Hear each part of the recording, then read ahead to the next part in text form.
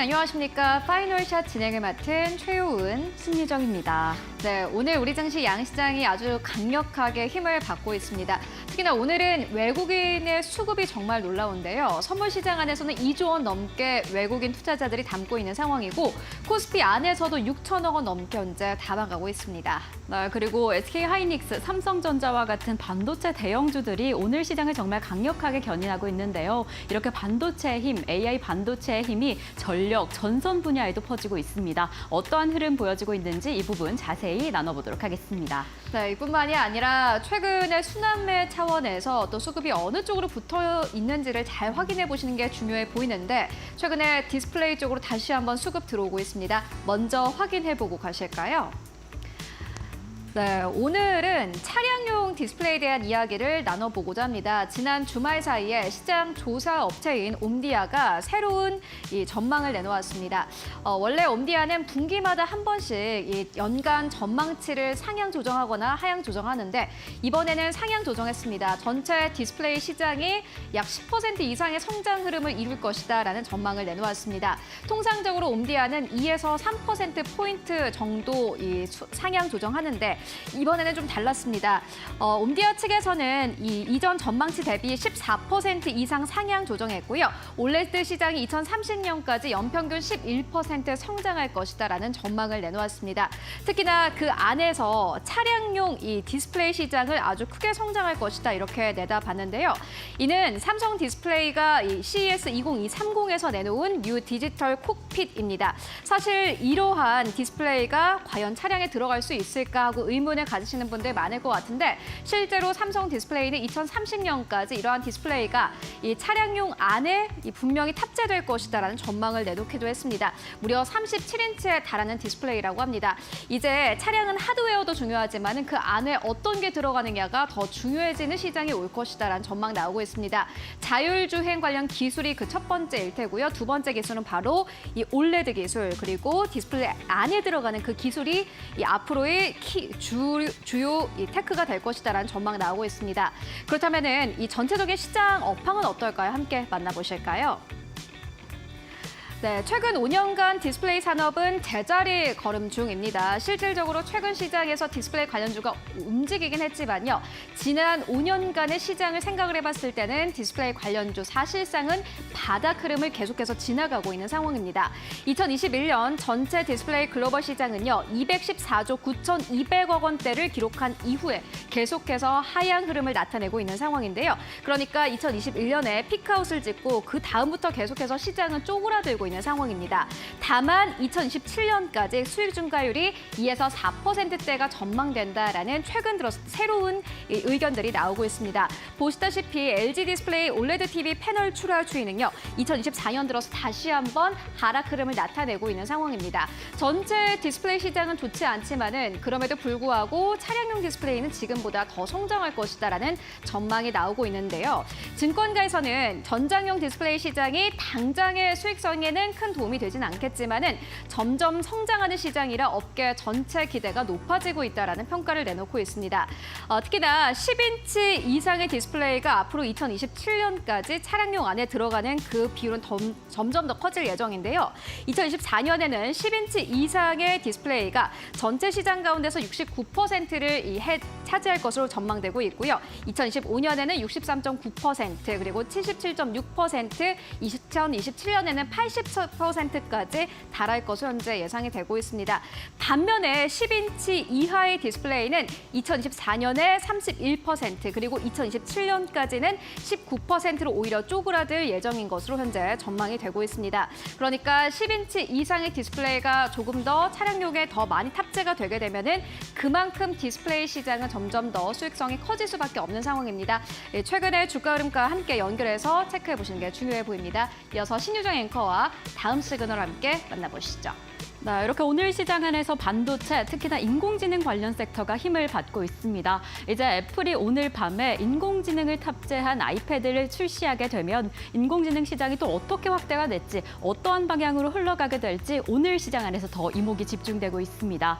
이렇게 인공지능 AI 랠리가 이어지고 있는 가운데 AI 랠리의 진짜 수혜주는 전력, 전선 분야가 될 것이다라는 이야기가 솔솔 흘러나오고 있습니다.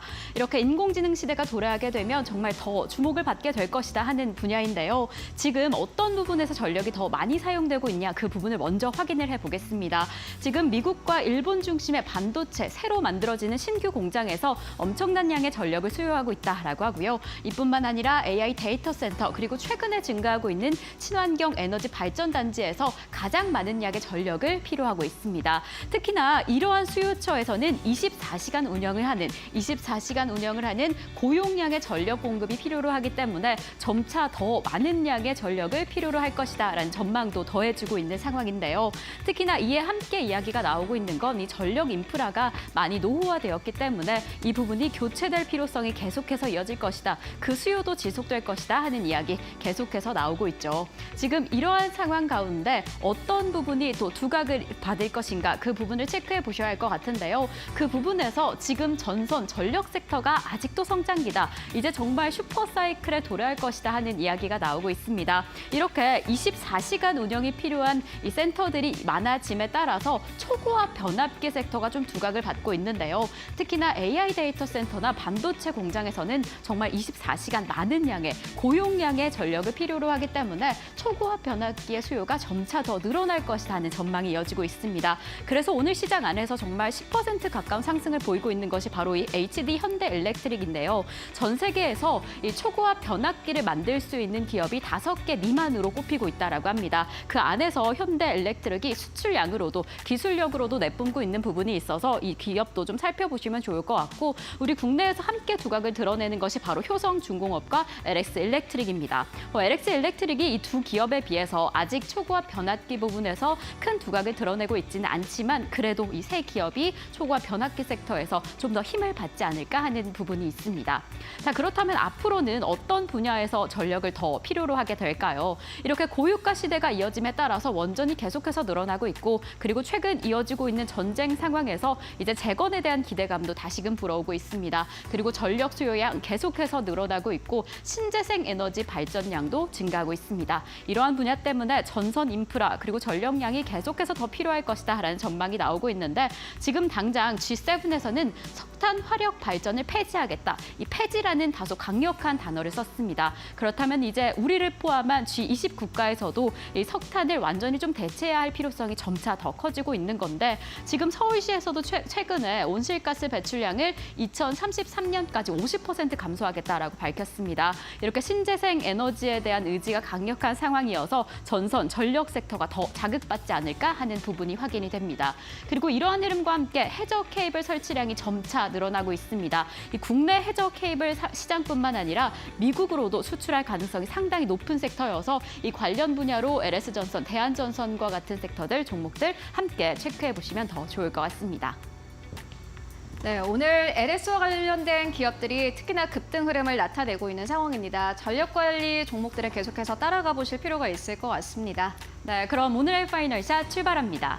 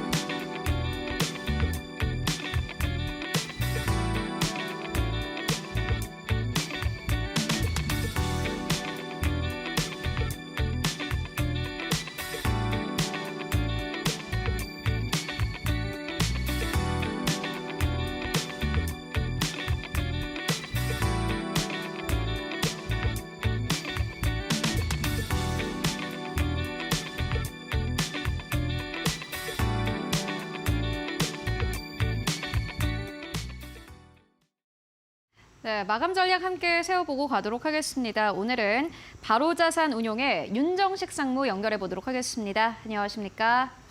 네, 안녕하세요. 네, 상무님 오늘 시장 마감 상황 어떻게 보고 계십니까?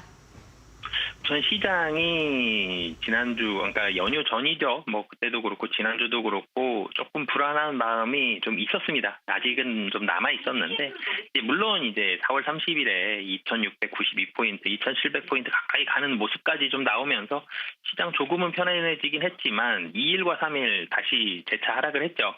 이런 불안한 마음을 오늘은 굉장히 좀 시원하게 외국인과 기관 매수가 들어오고 상승을 시켜주면서 반등을 하고 있습니다. 물론 이제 미국에서 먼저 이 금리 인하에 대한 기대감이 나왔죠.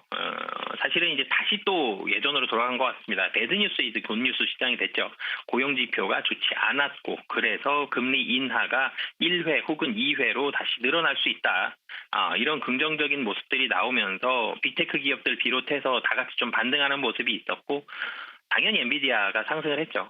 그러면서 오늘 국내 시장 보면 삼성전자가 뭐 어느새 지금 4%대 중반까지 굉장히 강하게 상승을 했습니다. SK 하이닉스도 4%가 넘게 상승을 했고요. 특히 삼성전자 같은 경우가 이 장 초반에는 시가는 8만 원 아래에서 시작을 했거든요. 물론 이제 2% 이상의 상승을 했습니다만 상승폭을 장 후반까지 계속적으로 늘려가고 있는 모습. 특히 외국인이 굉장히 러브콜을 강하게 보내고 있죠. 뭐 그러면서 삼성전자를 필두로 한 반도체의 매기가 굉장히 좀 많이 쏠리면서 시장 강하게 좀 올려주는 그런 모습을 보여주고 있고요. 그 외에도 반도체 장비주라든지 헬스케어라든지 이런 종목들까지 강하게 상승하는 모습을 보여줬습니다. 오늘 굉장히 좋아요. 이 상승 많이 하고 외국인 기관 많이 사고 외국인 지금 8,600억 순 매수했고요. 기관 7,600억입니다. 장 후반까지 그 매수 금액은 좀 더 늘어날 걸로 보여지는데요. 뭐 한 가지 아쉬운 점만 좀 본다라면은 지금 한 10조 원 좀 넘었으면 좀 더 시원하게 좀 상승을 했을 텐데 물론 이제 거래대금 장 끝날 때까지 보면 한 10조 원 정도는 될 것 같은데 거래대금이 조금만 더 많았으면 좀 더 강한 이런 모습이 있었을 텐데라는 아쉬움이 한 가지만 있고요. 뭐 그렇지만 이제 또 좀 더 뒤를 살펴보면 오늘 장 끝날 때 그 이후까지 좀 살펴보면 다시 박스권 상단까지 거의 다 왔죠. 박스권 상단 2,750 조금 더 높게 잡으면 2,770선 정도입니다. 지금부터 한 1% 넘게 올라가면 박스권 상단이거든요. 여기를 또 돌파할 수 있느냐라는 부분들을 봤을 때에는 여전히 확신이 좀 적습니다. 그렇기 때문에 유동성에 대한 부분들, 금리 인하를 확실히 몇 번 하겠다라는 이런 추가적인 모멘텀이 나오기 전까지는 이제 박스권 상단 거의 다 와간다는 생각을 가지고 시장을 하셨으면 좋겠고요. 여전히 전기전자 섹터가 가장 매력적이다. 이쪽으로 외국인 기관의 수급은 좀 많이 들어간다라고 보시면 되겠습니다. 네, 일단 오늘 시장에 강력한 상승세가 나오고는 있습니다만은 코스피가 박스권이라고 생각을 했는데 본다면은 지금보다의 상승 여력은 1%포인트 정도일 것이다라는 전망해 주셨습니다. 그럼에도 불구하고 전기전자 쪽은 여전히 매력적이다라는 의견 전해주셨는데 그 안에서 최근 들어 좀 순환 매장세 보이고 있는 것 같습니다. 최근 시장에서 보시고 있는 기업 있으실까요? 네, 제가 좀 전에 반도체 얘기도 드렸지만 전기전자 섹터 말씀을 드렸죠. 그 안에서도 최근에 바닥권에서부터 정말 잘 올라가고 있죠. LG이노텍 좀 말씀을 드리겠습니다. 물론 이제 바닥 한 18만 원 정도에서는 지금 계속적으로 올라가고 있고 어느새 24만 원 언저리까지 왔습니다. 23만 9,500원인데요. 제가 전기전자 섹터를 말씀드렸던 게 뭐 이전에 삼성전기도 말씀을 드렸었는데 반도체가 제일 좋아요. 좀 편안하게 갈 수 있을 것 같습니다. 뭐 HBM이 내년도에는 소비가 2배 이상 늘어난다. 뭐 이런 뉴스도 나오고요. HBM이라는 새로운 모멘텀이 있는데 기존에 있는 캐파들, 이 D램과 낸드도 다 늘어납니다. 기존의 먹거리도 좋아지는데 새로운 먹거리는 폭발적으로 성장을 한다. 굉장히 그림이 좋죠. 그래서 반도체 계속 좋은데 반도체만 계속 좋을 수는 없죠. 또 올라가다가 또 한번 두들려 맞을 수도 있고요. 차익 실현 매물 나오면서 그리고 좀 쉴 수도 있습니다. 이럴 때 같이 볼 수 있을 만한 종목들 그 안에서 LG이노텍 말씀을 드리겠는데요. 실적이 좋습니다. 1분기 영업이 컨센서스를 큰 폭으로 상회를 했는데요. 환율 좋았고요. 그리고 믹스도 좋아졌습니다. 아이폰에 대한 이 휴대폰이 한마디로 좋아졌죠. 휴대폰에 좋아졌고 그 안에 있는 카메라가 좋아졌습니다. 카메라가 비싸졌죠. 한마디로. 그 비싼 카메라 팔아야 되니까 마진율 좋아지고요. 그러면서 광학 솔루션 사업부가 좋은 모습 보여줬고 전장 시장도 점유율이 올라가고 있습니다. 그리고 이 온디바이스 AI 이 부분도 상당히 좋아지고 있고요. 근데 이게 1분기에만 끝나는 게 아니라 2분기도 이어지고요. 하반기까지 이어질 가능성이 상당히 좀 높다. 그렇기 때문에 실적은 계속적으로 좋을 가능성이 높다. 그래서 전기전자 섹터 내에서 이 반도체 말고 보시는 종목들, 뭐 탑픽 중에 한 가지로 같이 보시면 좋을 것 같습니다. 네, 상무님께서는 삼성전기 그리고 기아에 대해서 앞서 또 의견을 전해주신 바 있는데 이번에도 LG 이노텍 기대해 보도록 하겠습니다. 오늘도 말씀 고맙습니다. 네, 감사합니다. 네, 화요일 시장 오후 2시 15분 지나가고 있습니다. 어제 우리 시장은 휴장을 했지만 글로벌 시장에서 불어온 훈풍 덕분에 오늘 양시장 좀 힘차게 출발을 했는데요. 지금도 그 상승세 계속해서 지켜내고 있습니다. 지금 시장 어떠한지 바로 체크를 해보겠습니다. 코스피 먼저 체크를 해보시면요. 지금 2% 가까운 상승세 보이고 있습니다. 1.98% 상승하며 2,729선 단단하게 지켜주고 있고요. 코스닥은 0.71% 상승하며 871선 지나갑니다. 이 장 초반에 보였던 강력한 상승폭보다는 조금 줄여낸 상황이지만 그래도 870선 잘 지켜주고 있습니다. 그럼 저희는 바로 이어서 양시장의 수급 동향 체크를 해보겠습니다. 지금 오늘 시장 안에서 외국인과 기관 투자자 강력하게 담아냅니다. 외국인 투자자 이로써 오늘로써 6거래일째 담아내고 있고요. 개인 투자자 다소 강력한 매도세 보이고 있습니다. 코스닥 시장도 체크를 해보겠습니다. 네, 코스닥 시장 안에서도 외국인과 기관 투자자의 동반 매수세로 지금 지수를 끌어올리고 있습니다. 기관 투자자 오늘로써 2거래일째 매물을 담아내고 있고요. 지금 개인 투자자 홀로 덜어내고 있는 상황입니다. 자, 이렇게 오늘 양시장 안에서 모두 외국인과 기관 투자자 담아내면서 양지수를 끌어올리고 있습니다. 이러한 상승세 어디까지 이어질 수 있을지 어떠한 수급적인 특징이 오늘 시장을 계속해서 이끌어 나갈지 지금 전문가님께서 꼽고 계시는 수급 한마디 화면으로 먼저 확인해 보도록 하겠습니다.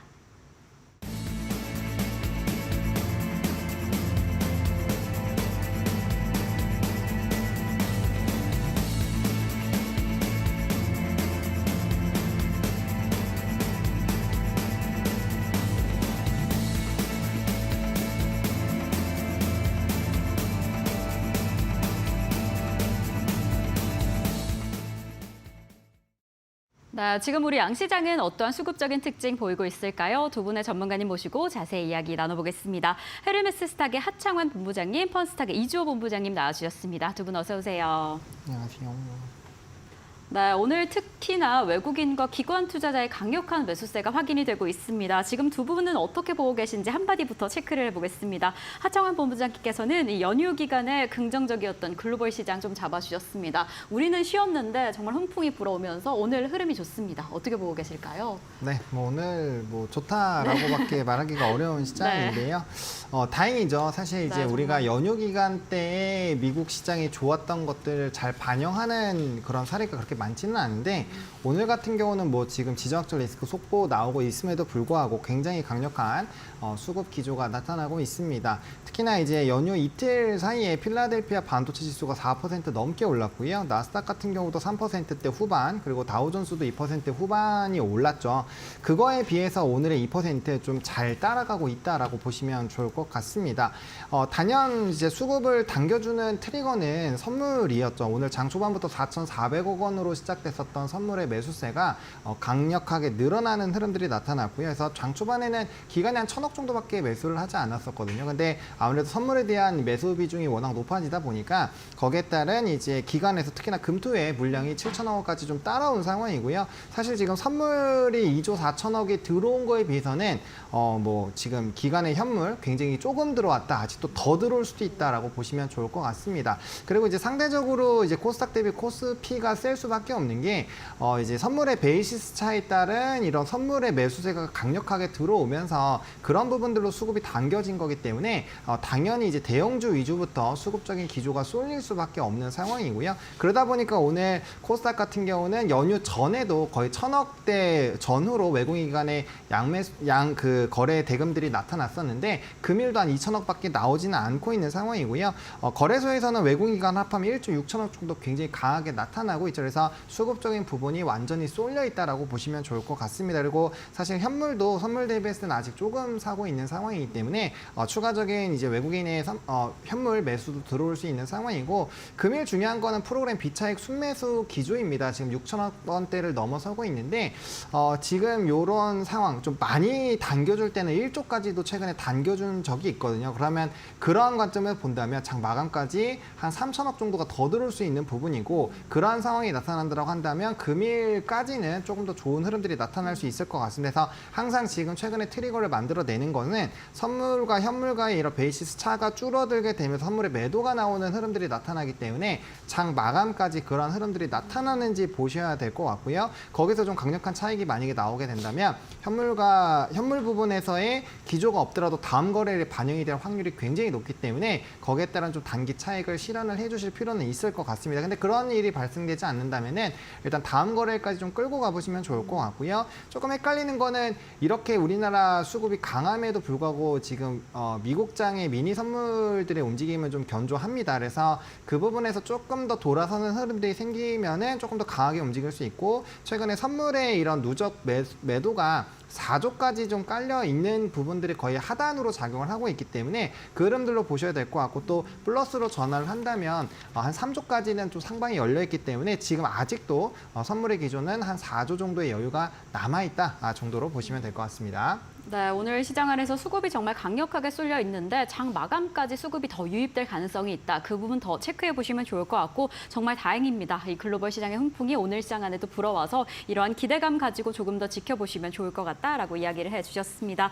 자, 또 본부장님께서는 지금 금리 인하에 대한 이야기를 해주셨습니다. 사실 진짜 금리 인하가 언제 시작이 될까 그 부분이 의문이었는데 9월이 될 수도 있다라는 이야기가 좀 나오고 있어요. 어떻게 보고 계실까요? 일단 파월 의장이 FOMC에서 했던 얘기는 금리 인상에 대한 부분을 약간 선을 그었는데 금리 인하는 언제 해야 될지 모르겠다. 데이터에 대해서 확인하고 결정하겠다. 이런 얘기를 했습니다. 근데 지난주 금요일 날 고용 지표가 예상보다 좀 둔화하는 모습이 나오면서 사실 미증시가 그때부터 출발을 했던 것 같아요. 그러니까 파월 의장의 의견에 따르면 데이터를 확인하고 고용이 둔화되는 모습들 이런 것들을 체크한 이후에 금리 인하를 결정하겠다 이런 얘기를 했기 때문에 그에 준하는 데이터가 나와서 그러한 부분들이 지금 미증시에 반영이 됐고, 특히나 이제 내일 있을 애플의 아이패드 발표와 그리고 AI와 관련된 새로운 산업에 대한 그런 기대감들 이러한 것들이 더해지면서 저희 연휴 기간 동안 미국 증시는 굉장히 강한 상승이 나왔다 이렇게 볼 수 있겠고요. 결국에는 지금 보시면은 바이오라던가 대표적인 성장주들이 계속적으로 반등이 나오는 모습이 보이고 있는데, 이 부분이 이제 금리 인하에 대한 기대감이 원래는 좀 사라지는 듯 하다가 다시 올라오고 있다 이렇게 좀 보시면 좋을 것 같고요. 지금 앞으로도 뭐 성장주들 이러한 흐름들 계속 이어가지 않을까 이렇게 예상하고 있습니다. 네, 지금 이러한 금리 인하에 대한 기대감에 성장주들 조금 더 집중해 보시면 좋을 것 같다라고 이야기를 해주셨습니다. 자, 그럼 지금 각 수급 기관별로 어떤 종목들을 많이 담아내고 있는지 최윤 앵커와 함께 확인해 보도록 하겠습니다. 네, 이 시각 현재 외국인 투자자들은 코스피 안에서 8천억 원 넘게 담아가고 있는 상황입니다. 내일 옵션 만기이기 때문에 전체적인 수급 상황은 사실 변동성에 좀 주의를 해보셔야 될 것 같은데요. 다만 그럼에도 불구하고 오늘 시장에서 아주 대량 매수가 들어오는 기업이 있습니다. 바로 삼성전자, SK하이닉스 오늘 대량으로 담고 있는 모습 확인되고 있고요. 세 번째로는 HT 현대일렉트릭, 그리고 네 번째로는 네이버, 그리고 다섯 번째로는 한미반도체 올라와 있습니다. 매도하는 기업은요, 오늘 시장에서 코스피 안에 에서는 한국 타이어앤테크놀로지, 그리고 두 번째로는 LG화학, 세 번째로는 현대차, 그리고 네 번째로는 한운시스템, 다섯 번째로는 삼성 SDI 올라와 있습니다. 오늘 반도체 이 IT 투톱 기업들 가장 크게 담아내고 있는 상황이고요. 사실 코스피 시장 전체를 좀 매수하고 있다 이렇게 봐도 될 것 같습니다. 그리고 이뿐만이 아니라 오늘 전선주로도 외국인과 기관 투자자들의 강력한 매수 들어오고 있습니다. 이어서 코스닥 안에서의 흐름은 어떨까요? 함께 만나보시죠.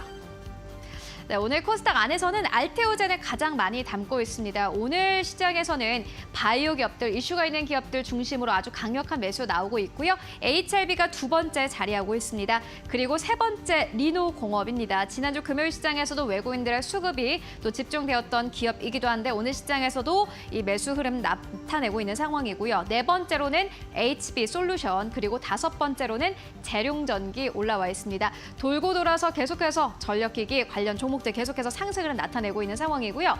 매도하는 기업들 살펴봤더니 ST팜 1위권을 자리하고 있습니다. 그리고 두 번째로는 JYP 엔터 올라와 있고요. 또 세 번째로는 파마리서치 올라와 있습니다. 네 번째로는 YC캠, 다섯 번째로는 ISC 올라와 있습니다. 그렇다면 오늘 기관 투자자들은 코스피 안에서 어떠한 기업을 사고 팔고 있을까요? 함께 만나보시죠. 네, 비슷합니다. 외국인 투자자와 거의 비슷한데 삼성전자, SK하이닉스 담아내고 있습니다. 계속해서 우리 시장 IT 투톱 기업들은 담아내고 있는 모습 보여주고 있고요.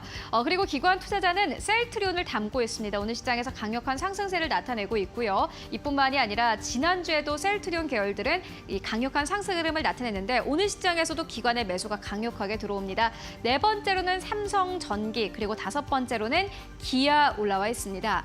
그리고 매도하는 기업들을 살펴보면요. 한국타이어앤테크놀로지 오늘 외국인과 기관 투자자들의 쌍끌이 매도가 나오고 있고 그리고 오늘 금융주들을 중점적으로 매도하고 있습니다. 두 번째로는 기업은행, 세 번째로는 KB금융, 그리고 네 번째로는 하나금융지주 올라와 있고요. 다섯 번째로는 포스코 퓨처엠 현재 자리하고 있습니다. 그렇다면 코스닥 안에서의 기관 투자자 수급은 어떨까요? 함께 만나보시죠.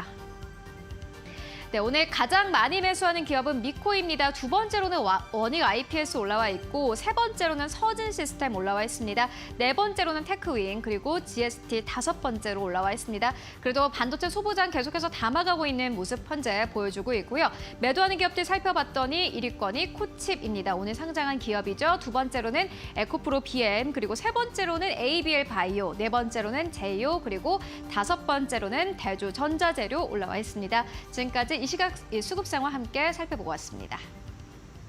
이렇게 외국인과 기관이 가장 많이 담아내고 덜어내는 종목들 체크를 해봤습니다. 또 어떤 종목들이 수급별 특징을 보이고 있을까요? 두 전문가님들의 수급픽 확인해 보도록 하겠습니다. 자, 하창환 본부장님께서는 오늘의 수급픽으로 LS 그리고 이수페타시스 잡아주셨고요. 이조 본부장님께서는 AD 테크놀로지 그리고 플리토를 오늘의 수급을 가진 특징 위주로 가져와 주셨습니다. 이 종목들 지금 어떠한 흐름으로 흘러가고 있는지 한 종목씩 체크를 해보겠습니다. 우선 하창환 본부장님께서 처음으로 잡아준 종목 바로 LS입니다. 오늘 전선 관련주 힘이 좋은데 오늘 이 종목 어떤 수급적 특징 가지고 있을까요? 일단은 이 회사 같은 경우는 지금 오늘 장중 수급으로는 양매수가 좀 잡히고 있는 상황이고요. 장 초반에 이제 외국인의 수급이 굉장히 강한 흐름들이 나타났었던 종목입니다. 사실 이제 전반적인 한 달의 수급으로 본다라고 하신다면 지금 이제 양매도 흐름들이 나오고 있음에도 불구하고 이제 주가가 올라가고 있다라는 점 보셔야 될 것 같고요. 사실 이제 LS라는 기업을 보실 때는 구리부터 이제 전선까지의 이런 수직 계열화 부분을 좀 보셔야 되는데 사실 이제 계속적으로 얘기가 나오는 게 뭐 데이터 센터가 사실 주목이 되고 있는 상황이지만 전력기기에 대해서 좀 원론적으로 말씀을 드리면 그런 데이터 센터가 붙지 않더라도 지금 대비 시장 규모가 2배에서 3배는 더 늘어나야 되는 상황이거든요. 거기에다가 이제 AI 데이터 센터가 붙어주고 있었던 상황이고 게다가 최근에 이제 미중의 갈등 이슈가 불거지다 보니까 중국을 제외한 쪽의 인프라 투자들이 지금 진행이 되고 있습니다. 그래서 해저 케이블이나 이런 특히나 이제 동남아시아 쪽으로의 좀 전선 플랫폼들이 많이 깔리기 시작을 하는데 그런 부분들이 진행이 된다라고 한다면 이제 또 자회사들의 영향을 많이 받을 수 있는 LS가 상당히 좀 독보적으로 진행이 될 수 있을 것 같거든요. 그래서 만약에 이제 미국 쪽을 좀 집중해서 보신다라고 한다면 단연 HD 현대일렉트릭과 뭐 효성중공업, 재룡전기 이런 쪽으로 보시는 게 맞고요. 만약에 기타 아시아 지역으로 좀 본다라고 한다면 이제 LS라든지 오히려 전선 쪽으로 보시는 게 조금 더 유망하다라고 보시면 좋을 것 같습니다. 그래서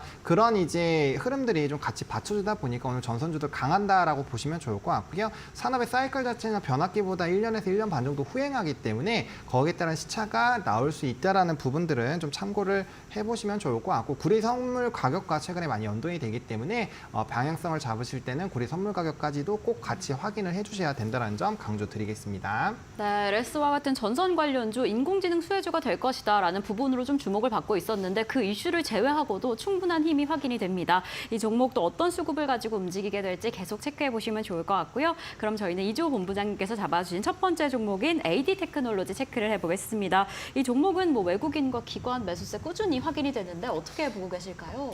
일단은 네. 지금 4월 달에 좀 한 달 동안 좀 꾸준히 매수세 들어오고 있고요. 네. 특히나 이제 3월 초에 강하게 시세 준 이후에 지금 가격 조정이 살짝 나오긴 했습니다만 횡보하는 모습이 나오고 있습니다. 그래서 지금 지켜줄 수 있는 4만 원대 부근 자리를 좀 이쁘게 지켜주고 있다 좀 이렇게 보시면 되겠고요. 그리고 지금 지금 삼성 파운드리의 이제 해외 고객사 확대를 위한 움직임들, 이러한 부분들이 결국에는 이 디자인 하우스 기업들의 해외 진출이라던가 수익성 개선에 영향을 줄 것이다. 이러한 부분들이 지금 기대감이 들어오고 있는 상황이고, 특히나 이제 AI 반도체 그리고 데이터 센터 이러한 부분들이 지금 계속적으로 주목을 받으면서 결국에는 이제 AI 반도체 설계를 할 때 앞으로 더 설계 간격을 더 좁혀줄 수 있는, 그러니까 무슨 말이냐면 팹리스 같은 기업에서 설계를 하고 이제 삼성전자 같은 파운드리 업체에다가 보낼 때 디자인 하우스가 그 중간에서 이제 다리 역할을 해주거든요. 그렇기 때문에 이러한 그런 파운드리 입장과 디자인하우스 입장, 파운드리와 팹리스 그 사이의 입장을 좀 대변할 수 있는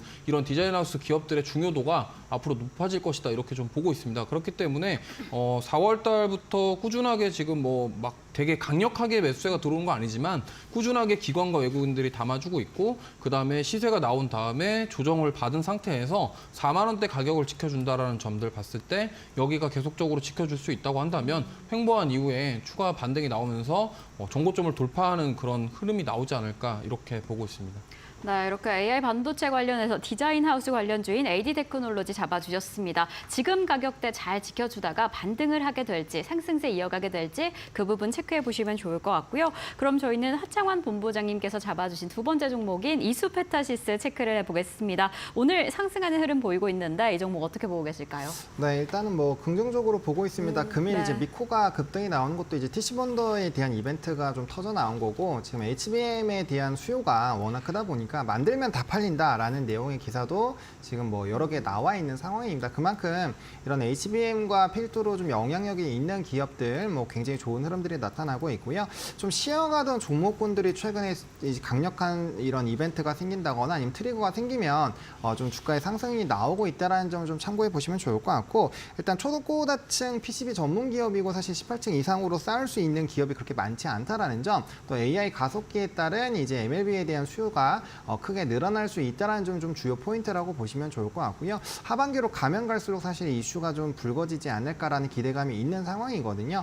최근에 뭐 증권가 리포트도 상당히 좀 좋은 상황이고, 워낙 고객사가 탄탄하다 보니까 해당 부분에서의 수요도가 좀 꾸준히 나올 수 있는 상황입니다. 주가는 최근에 그렇게 큰 연속성을 가지지는 못하고 있는데요. 아무래도 이제 주가가 상승할 때는 외국인 기관의 양매수가 굉장히 강한 흐름들이 나타났지만, 최근에는 일부 기관 조정들이 나타나면서 외국인과 기관의 수급도 일부 혼조세를 보이고 있다는 점 보시면 좋을 것 같습니다. 다만 최근 한 달 기준으로 봤을 때 기관의 매수세가 그래도 좀 강하게 들어오고 있다는 점을 보시면 좋을 것 같고요.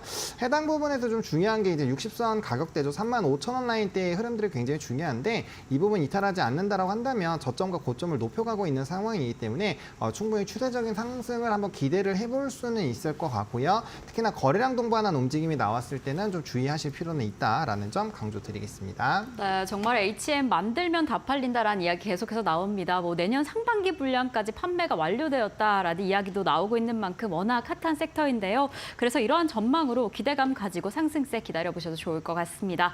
자, 그럼 저희는 이주호 본부장님의 두 번째 종목 플리토로 넘어가 보겠습니다. 지금 기관과 외국인 투자자들의 매수세가 좀 크지 않나라고 보여지는데 어떻게 보고 계실까요? 네, 최근에 네. 좀 기관 외국인들 매수세가 들어오고 있고요. 네. 사실 뭐 거래 대금 자체가 그렇게 많지는 않은데 거래량이 조금씩 늘어가고 있다라는 점, 4월 말부터 좀 늘어가고 있다라는 점을 좀 긍정적으로 볼 수 있겠고, 그리고 사실 거대 언어 모델 관련해서 좀 말씀드리고 싶은 게 AI 학습에 되게 꼭 필요한 겁니다. 왜냐하면 지금 애플 같은 경우가 AI 생태계 확장을 하겠다라고 선언을 했고, AI 관련해서 어떠한 사업에 대한 것을 구체적으로 발표할 것이다라는 얘기가 있기 때문에 6월까지 기다리는 것도 뭐 괜찮겠지만, 어쨌든 지금 온디바이스 AI로 예상되는 아이패드 프로가 지금 나올 예정이기 때문에 신제품 공개가 되면서 지금 생성형 AI 쪽에 한번 관심을 가져도 되지 않을까, 저는 이렇게 생각을 하고 있습니다. 그렇기 때문에 그동안 이 생성형 AI 주들이 조금 조정을 많이 받았고, 사실 올해 초 1월 달에 강하게 시세를 주다가 지금 거의 반 정도 조정을 받았거든요. 그렇기 때문에 조정을 많이 받은 상태에서 지금 반등을 시도하고 있기 때문에 제가 봤을 때는 이 LLM 관련해서 거대 언어 모델과 그리고 이제 앞으로 음성이라던가 AI 데이터 관련해서 결국에는 인공지능이 처리를 하기 위해서는 그런 여러 가지 것들을 판별할 수 있는 그런 모델들이 있어야 되기 때문에 그런 사업을 하고 있는 이 플리토가 저는 주목을 받을 것으로 생각을 하고 있고요. 결국에는 애플이 이제 AI 관련해서 어떠한 발표를 할지는 모르겠지만 그런 이슈가 나올 때 좀 단기적으로 상승이 나올 수가 있기 때문에 그거를 좀 기대해 보면서 우리가 지금 먼저 좀 접근해보는 것도 나쁘지 않다 이렇게 생각하고 있습니다. 네, 이제 오늘 밤에 발표될 신제품부터 6월에 개최될 이 개발자 컨퍼런스까지 애플이 AI에 대해서 어떠한 방향성을 잡게 될지 그 부분이 아직은 의문이지만 그래도 그 상승세와 함께 움직이지 않을까 기대감이 보여집니다. 특히나 가격대도 좀 지금 좋은 상황이다라는 이야기를 해주셔서요. 이 시점부터 관심 있게 지켜보시면 더 좋을 것 같습니다. 자, 그럼 저희는 두 분의 전문가님과 오늘 여기에서 인사드리겠습니다. 오늘도 감사드립니다.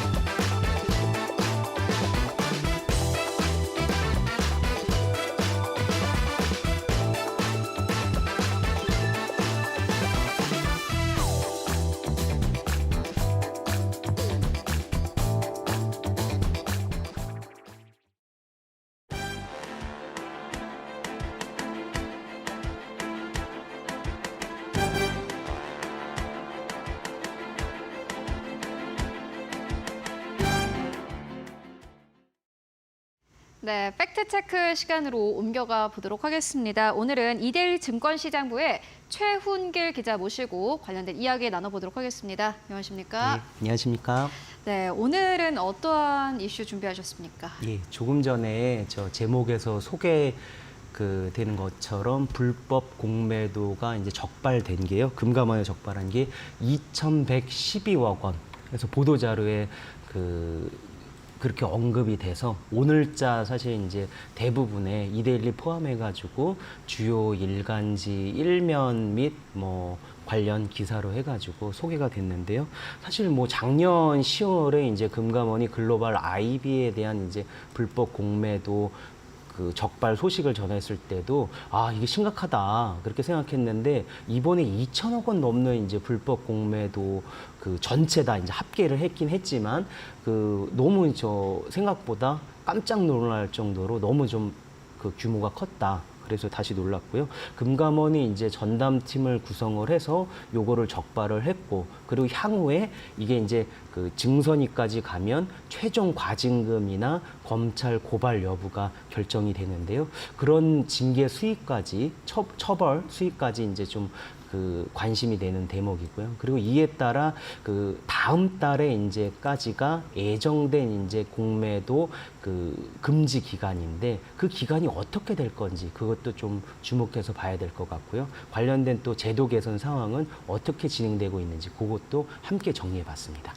네, 알겠습니다. 2,112억 원이 불법 공매도가 있었다라는 게 적발이 됐고 금융당국에서는 어떻게 생각할지가 궁금한데 예, 어떻게 생각하던가요? 예, 오늘 방송 들어오기 전에 이제 금감원 고위 관계자랑 이제 편하게 이런저런 얘기를 하다가 네. 제가 이제 이렇게 질문을 했습니다. 그 공매도에 대해서 좀 어떻게 생각하십니까? 라고 하니까요.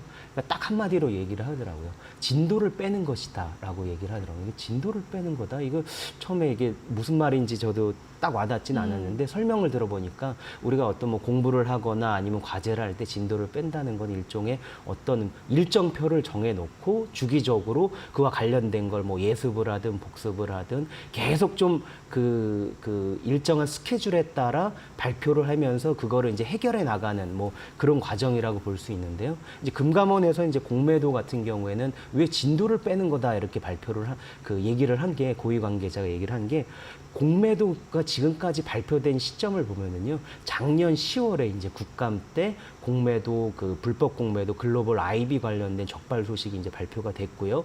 그리고 나서 올해 3월에 보면 개인 투자자들 상대로 해가지고 1차 저 토론회가 있었고, 지난달에는 또 2차 토론회가 이제 진행이 됐고요. 또 다음 달에는 또 공매도 재개 여부와 관련된 또 그와 관련된 내용이 또 있고, 또 이번 달엔 또 홍콩을 찾아가서 IB 관련된 또 설명회 하는 것도 있고요. 월별로 공매도 관련된 일정이 계속 이렇게 진행이 되거든요. 그러니까 금감원에서는 일종의 진도를 빼듯이 일정표를 쫙 만들어 놓고 하나둘씩 그거를 지금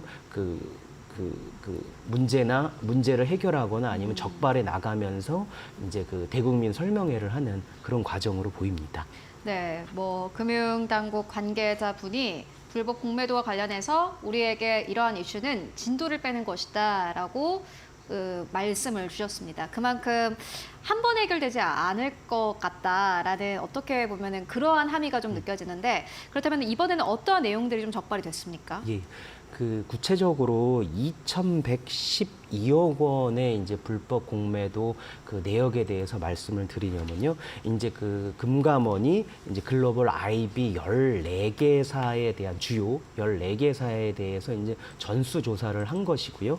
그것에 2021년 5월부터 작년 12월 말까지 관련된 조사를 했습니다. 이 결과 9개사에서 우리나라 증시의 164개 종목에서 2,112억 원의 불법 공매도를 한 것으로 이제 적발이 됐고요.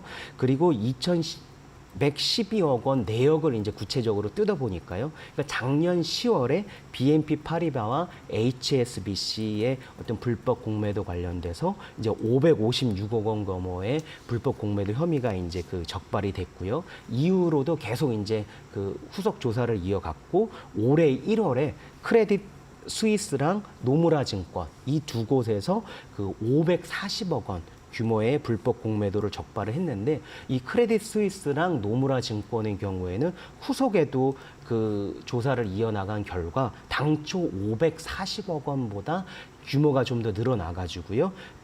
1,168억 원 불법 공매도 액수가 그 정도로 이제 불어났고요. 이외에 나머지 이제 5개사, 현재는 이제 비공개돼가지고요. 그 증권사 이름은 현재는 확인되진 않았는데, 이곳에서도 388억 원 규모의 불법 공매도가 적발이 됐습니다.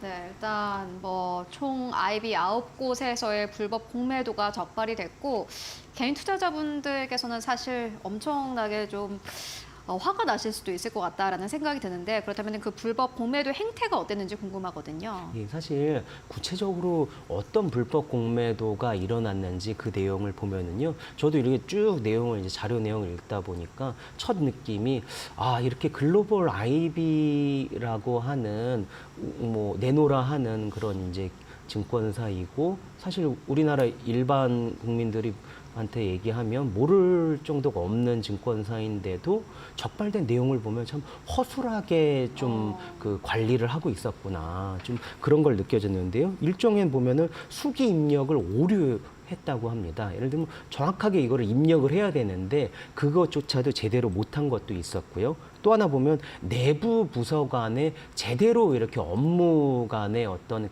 조율이나 아니면 서로 의사소통이 원활히 되지 않아가지고 잔고 관리도 그걸 또 미흡한 그런 결과도 적발이 됐고요. 또 하나는 차입이 확정되기 이전에 공매도를 제출한 것도 있었고요. 사실 그게 확정된 걸 확인을 하고 그리고 나서 공매도를 거래를 해야 되는데 그죠. 그런 걸 확인도 안 하고 그렇게 한 것도 있었고요. 또 하나는 뭐 외부로부터 뭐 빌리거나 담보로 이렇게 어떤 제공된 이제 처분 제한 주식에 대해서는 확정이 된 후에 반환이 확정된 이후에 매도 주문을 제출해야 되는데 확정이 되지도 않은 상황에서 제출한 경우도 있었고요. 좀 이 상황을 보면 왜 이렇게 좀 제대로 관리를 못했을까 하는 좀 참 허술하게 좀 관리를 했구나라는 걸 느꼈습니다. 네, 알겠습니다. 일단 글로벌 IB들이 어떠한 범죄 행각을 의도적으로 했다라기보다는 일단 겉으로만 봤을 때는 시스템 관리가 제대로 되지 않았기 때문에 이러한 부분들이 불법 공매도로까지 이어졌다라는 부분을 짚어주셨는데 그렇다면 왜 이러한 일들이 발생하는 겁니까? 네.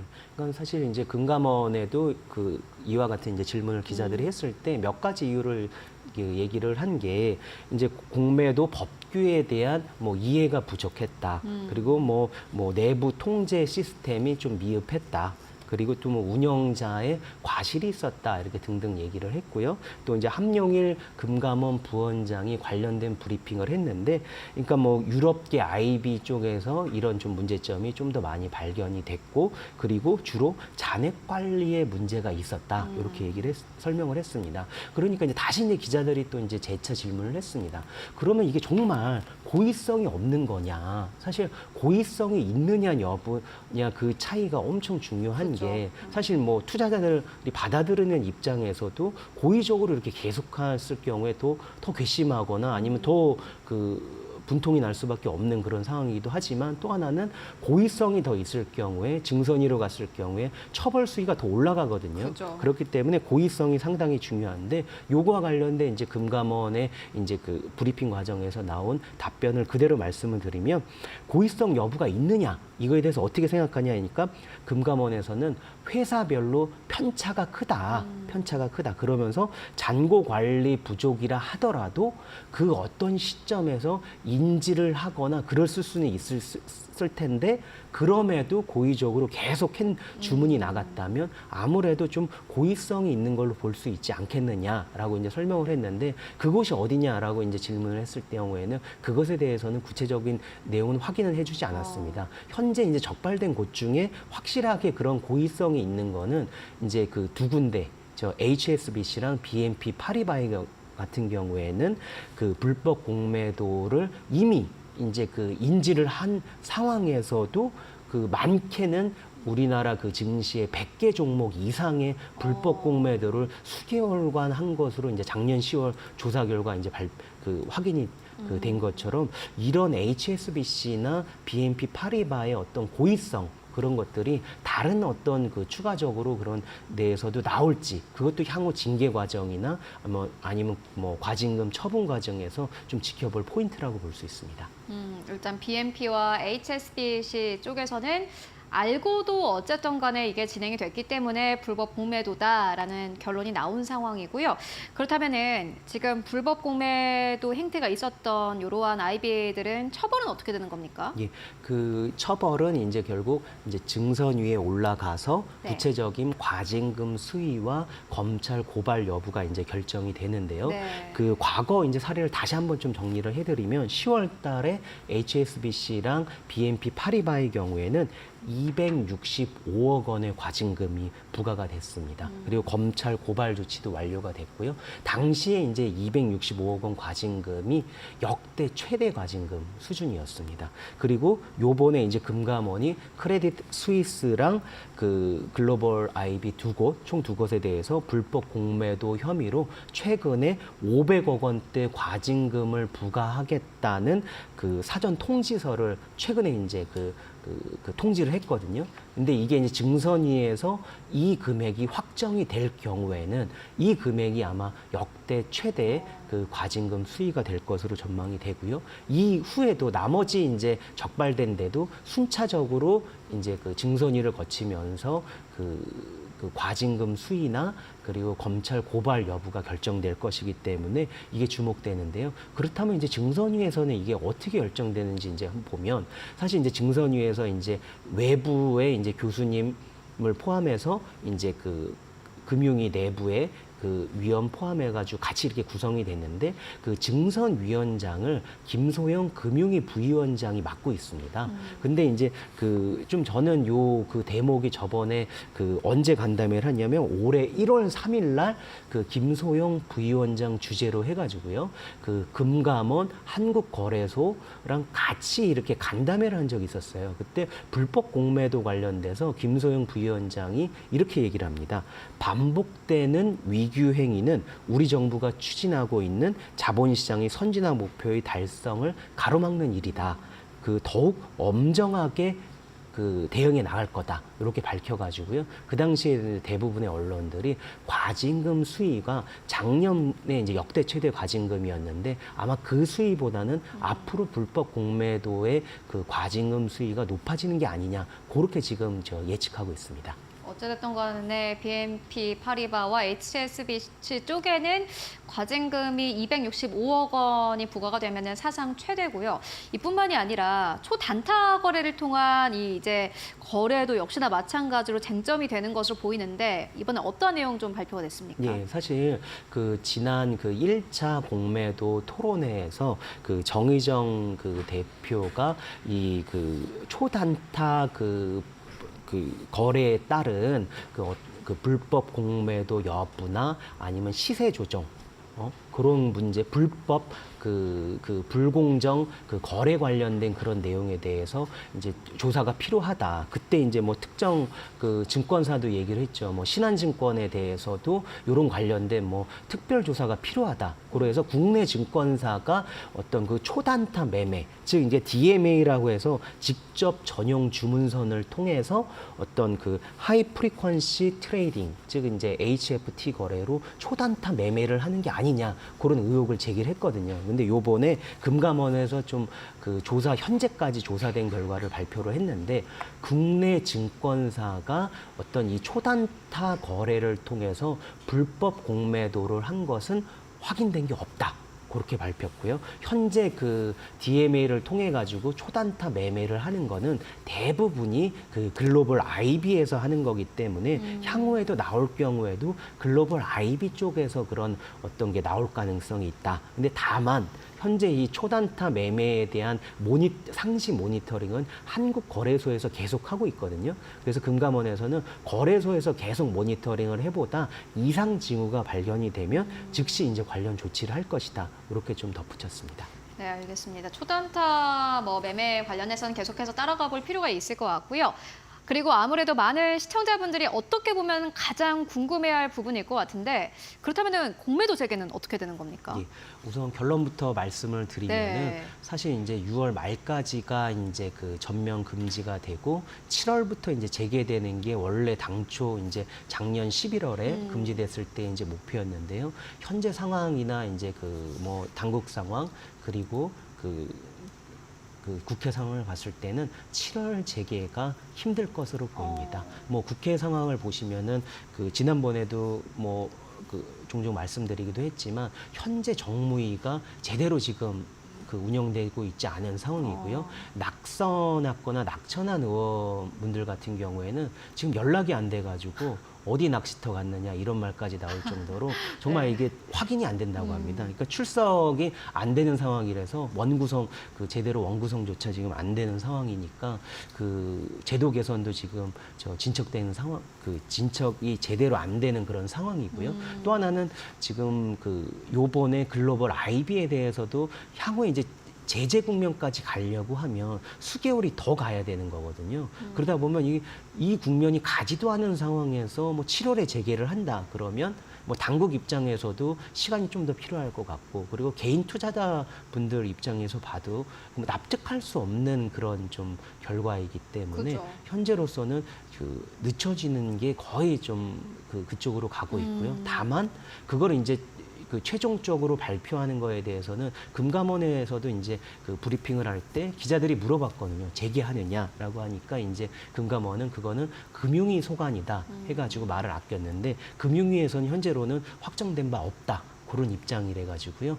이번 달에 그리고 다음 달에 어떤 좀 최종 결정을 할지 그러면 연장을 하게 된다면 언제까지 좀 연장이 될지 사실 이제 그것도 주목해서 봐야 될 것 같고요. 사실 그게 재개가 되는 그 언제 시점도 중요하고 재개가 될 때 어느 부분까지 전부 다 재개를 하는 거냐 아니면 지난번처럼 그 일부만 이제 재개가 되는 거냐 단계적으로 재개하는 거냐에 따라 시장에 미칠 이제 파급이 이제 상당히 크거든요. 그렇기 때문에 그런 부분도 지금 금융위에서 검토하고 있다고 하니까요. 그 부분은 조금 더 취재가 되고 그러면 다음 방송에서 한번 소개해드리도록 정리된 그 취재 내용을 소개해드리도록 하겠습니다. 알겠습니다. 일단 공매도 재개보다는 지금보다 더 연장될 가능성이 높다라는 의견으로 정리를 해보고 가도록 하겠습니다. 지금까지 최훈길 기자와 함께했습니다. 오늘도 고맙습니다. 네, 감사합니다.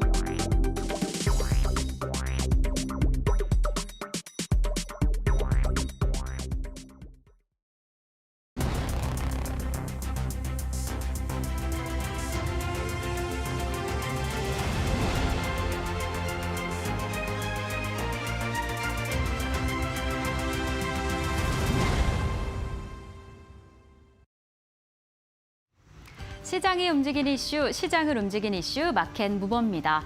이 애플의 AI 어떻게 될까요? 애플이 지난 실적 발표 공개 이후에 인공지능 시장에 대한 포부를 던진 건데요. 어떠한 계획일지 구체적으로 공개하진 않았지만 이 6월 개발자 컨퍼런스에서 어떤 큰 계획을 발표하겠다라고 공개를 했습니다. 지금까지 추측으로는 이 컨퍼런스에서 애플이 개발해오던 이 AI 인공지능을 iOS에 적용을 할지 발표할 것이다라는 추측이 나오고 있는데 지금 애플이 어디까지 얼마나 지금 개발을 해왔을지 인공지능 방향을 어떻게 잡아갈지 계속해서 확인해 보셔야 할 것 같습니다. 이렇게 노력을 계속해서 해온 것으로 보여지는데 사실 이 애플은 인공지능 시장에서 아직은 두각받지 못하고 있다. 좀 후발주자다라는 이야기가 나오고는 있었습니다. 하지만 이러한 발표들을 보면 지난 노력이 좀 상당하지 않을까라는 생각이 드는데 지금 애플이 AI 스타트업을 가장 적극적으로 인수한 기업 1위에 꼽혔다라고 합니다. 지난해 이 AI 스타트업을 어떤 기업이 많이 매수했냐라고 확인을 해보니까 애플이 이렇게 당당하게 1위를 차지한 겁니다. 이러한 노력과 이러한 투자가 이 인공지능 시장을 어떻게 잡아가게 될지 계속 체크해 보시면 좋을 것 같습니다. 자, 그렇다면 이런 인공지능 확장으로 두각을 벗게 될 좀 주목을 하면 좋을 기업들은 어떻게 될까요? 우선적으로는 이 아이폰 주요 벤더들을 좀 체크해 보시면 좋을 것 같습니다. 지금 이 안에서는 우리 국내 기업들도 확인이 되죠. 이렇게 LG 이노텍이라던가 BH와 같은 기업들이 확인이 되는데 사실 이러한 벤더사들이 지난해에는 퍼포먼스가 좀 부진했습니다.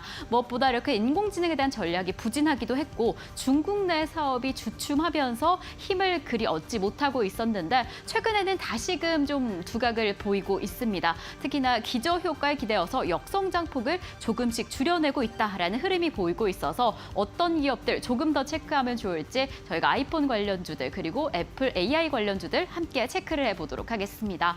네, 우선 무엇 무엇보다 LG 이노텍과 BH를 집중하셔야겠죠. 지금 아이폰 저점을 확인했다라는 확인 지점에서 이 인공지능이 탑재되게 되면 이제 곧 공개가 될 아이폰 6 수혜를 받지 않을까라는 기대감이 보여지고요. 지금 환율이 계속해서 상승하고 있고 사실 아이폰은 많이 판매가 되고 있지 않지만 아이폰 프로와 프로 맥스에서 정말 견조한 판매량을 보이고 있다라고 합니다. 그래서 환율의 상승과 견조한 판매량 덕분에 지금 수익성이 계속해서 개선되고 있다라는 점이 포착이 되고 있고요. 이러한 상황 덕분인지 지금 2분기 추정치 이 영업이익과 매출이 상당히 많은 양으로 증가할 것이다라고 긍정적인 전망 보여지고 있습니다. 지금 이러한 가운데 LG 이노텍은 AI 반도체뿐만 아니라 유리기판 시장에서도 두각을 드러내고 있어서 이 기업이 애플과 함께 그리고 이러한 분야의 상승세와 함께 어떻게 상승하게 될지 체크해 보시면 좋을 것 같습니다. 그리고 BH 같은 경우에는 이 매출의 60% 이상이 애플에 집중되어 있다라고 합니다. 그래서 애플이 확장을 하게 되면 BH가 단연 힘을 얻을 텐데요. 지금 BH 자체는 애플에 대한 매출도뿐만 아니라 FPCB에 대한 매출이 상당히 증가할 것이다라는 기대가 보이고 있어서 더 두각을 받고 있습니다. 이렇게 애플 관련주, 특히나 아이폰 관련주인 두 종목뿐만 아니라 AI 시리 관련주로 꼽히고 있는 브리지텍, 미디어젠도 있고요. 그리고 OLED 관련주, 그리고 기타 애플 관련주로도 이러한 국내 기업들이 꼽히고 있습니다. 지금 애플의 상승세, 인공지능의 확장으로 어떠한 방향을 잡아가게 될지 계속해서 확인해 보시면 좋을 것 같습니다. 네, 이어서 오늘 시장에서 움직이고 있는 기업들 함께 차례대로 만나보고 가도록 하겠습니다. 오늘은 주식회사 플래터의 김덕호 대표 그리고 이지스탁의 이지은 대표와 함께 해보도록 하겠습니다. 안녕하십니까? 네, 오늘 또 움직이고 있는 기업들 함께 살펴볼 텐데요. 먼저 김덕호 대표님께서 가지고 오신 HT 현대미포 살펴보고 가도록 하겠습니다. 현재 구간에서 7% 가까운 상승세 76,900원대에서 거래가 되고 있고 오늘 장중에 77,000원대를 뚫어내기도 했습니다. 이 종목 앞으로 계속 갈까요? 일단 조선 쪽 같은 경우는 계속 관심을 두셔야 된다라고 말씀을 드리고 싶습니다. 일단 현대미포 같은 경우는 그래도 그동안 조선사들 중에서 가장 이제 실적 악화가 좀 심했다라는 이제 지적을 좀 많이 받았었는데 오늘 이제 좀 상승을 했던 원인들은 뭐 이제 지난 3일부터 해서 이제 뉴질랜드 철도공사 그러니까 키위레일 측과 지난번 2월에 이제 해지를 했던 건조 해지 관련 협상건이 지금 진행된다는 소식 때문에 아무래도 좀 급등하지 않았나라고 예상이 되고 있습니다.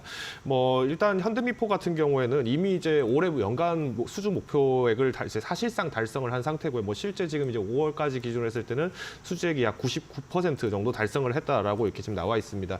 자, 이제 문제는 이제 현대미포 측에서 이제 지금 이번에 이제 뉴질랜드 철도공사와 지금 진행되는 이 해지계약권 협상이 이제 2월에 이제 해지권 통보를 받은 이후로부터 지금 2달 넘게 지금 진행된 상황이다 보니까 사실 여기서 이제 누가 초대를 했고 또 여기서 이제 재계약 가능성에 대한 연장들의 여부가 나오느냐 이게 이제 관건일 것 같은데 아직까지는 여기에 대해서 이제 더 뉴질랜드 헤럴드 등이나 외신에서는 아직 보고하지 않은 걸 보니까 일단은 지금 현재에서는 이제 협상 쪽을 좀 이제 주목을 하고 있는 것 같습니다.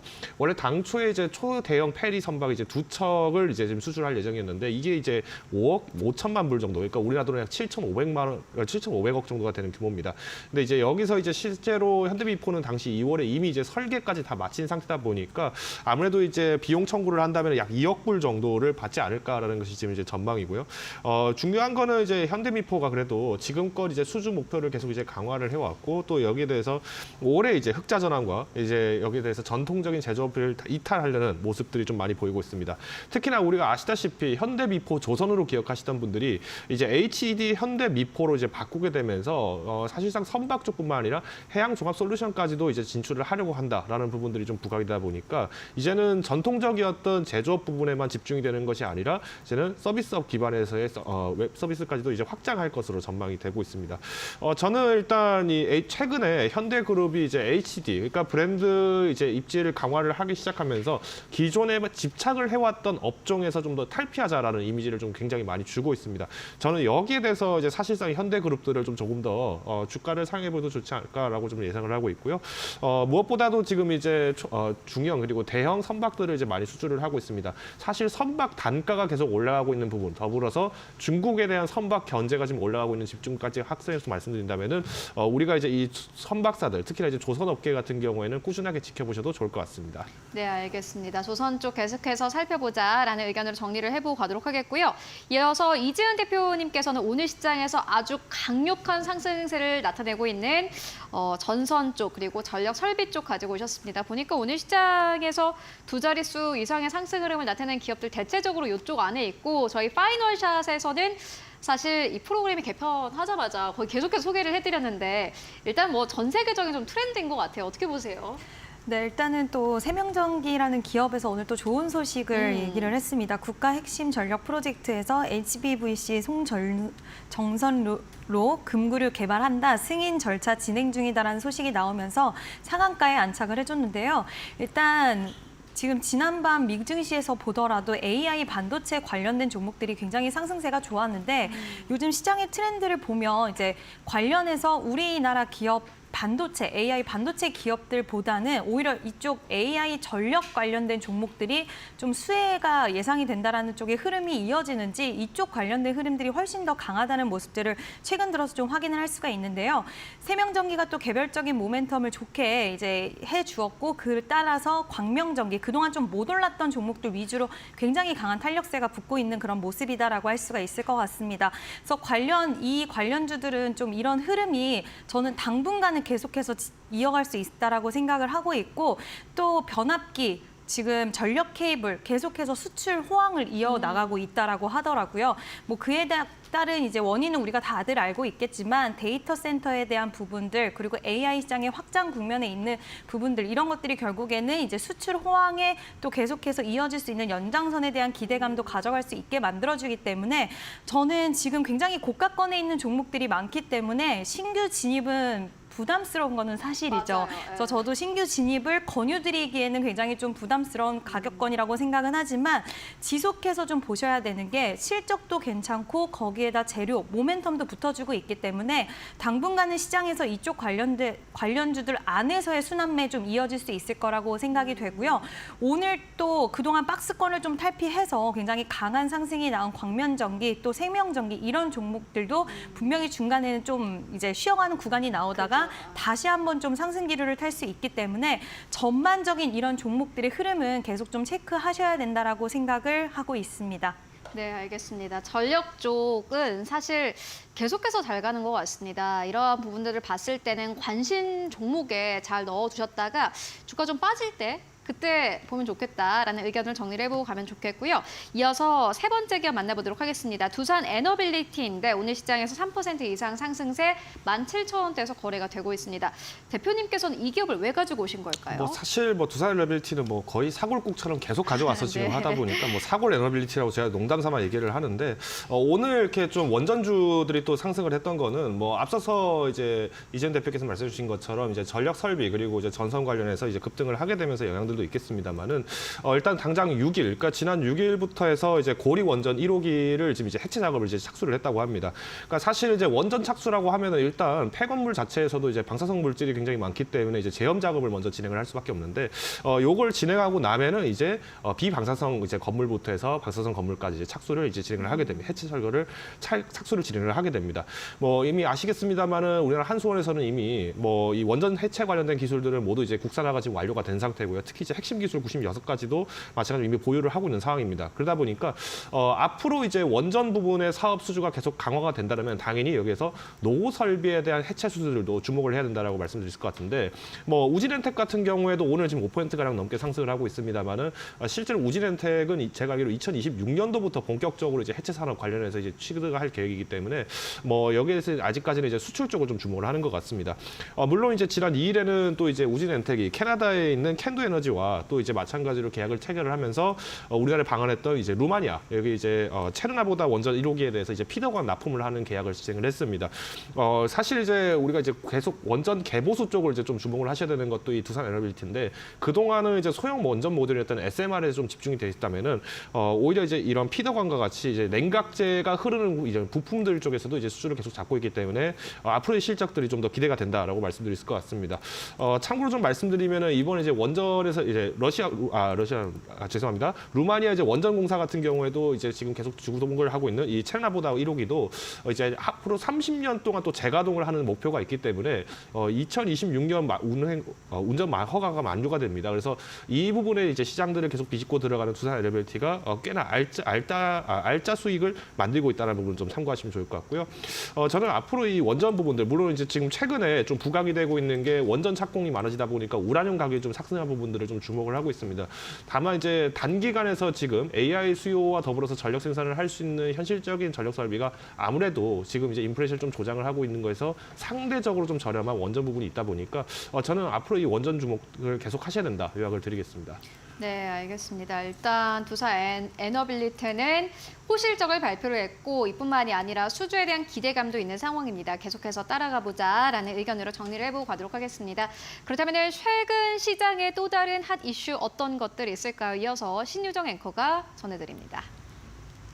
네, 시장을 움직일 마켓 무버 제약 바이오에 대해서 좀 살펴보겠습니다. 우선 글로벌 시장을 먼저 살펴보시면 4월 중순부터 실적 발표가 계속해서 이어지고 있습니다. 이 주요 기업들이 예상보다 더 좋은 실적을 발표를 했고, 그리고 그 좋은 실적 발표 이후에 주가 흐름 상승세 출발을 했습니다. 지금 이러한 상승세가 우리 증시에 영향을 주기도 했고, 그리고 이러한 추세, 좋은 실적 이후에 상승세를 이뤄간 추세가 우리 시장 안에서도 비슷하게 보여지고 있습니다.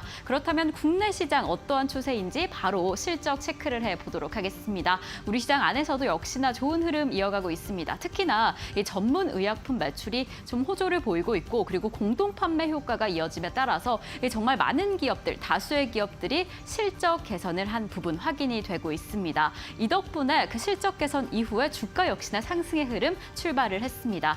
하지만 이러한 상황 속에서 조금 우려해야 할 부분이 있다라고 한다면 지금 이어지고 있는 의대 증원 갈등 부분에서 2월쯤에는 좀 악영향으로 이어질 수 있다라는 부분 우려감이 있으니까 이 부분 체크해 보시면 좋을 것 같고, 그리고 지금 많은 기업들이 이 R&D 비용이 증가함에 따라서 기업들이 조금 실적이 위축될 수 있다라는 작은 우려감은 있으니까 이 부분 체크해 보시면서 지금 실적 상황 체크해 보시면 좋을 것 같습니다. 자, 그럼 저희는 바로 이어서 제약 기업들 어떠한 흐름을 보이는지 제약부터 체크를 해 보겠습니다. 지금 대표적인 제약 기업들입니다. 흐름이 아주 좋았었죠. 우선 HK 이노엔 같은 경우에는 위식도 역류 질환 실환을 공개를 하면서 발표를 하면서 역대 최대 실적을 공개를 했습니다. 1분기 영업이익 173억, 206% 급증을 했고요. 매출액 역시나 상당 부분 상승한 부분이 확인이 됐습니다. 한미약품과 대웅제약 역시나 전년 대비 성장률이 상당했습니다. 한미약품은 특히나 이상 지질 혈증 치료제인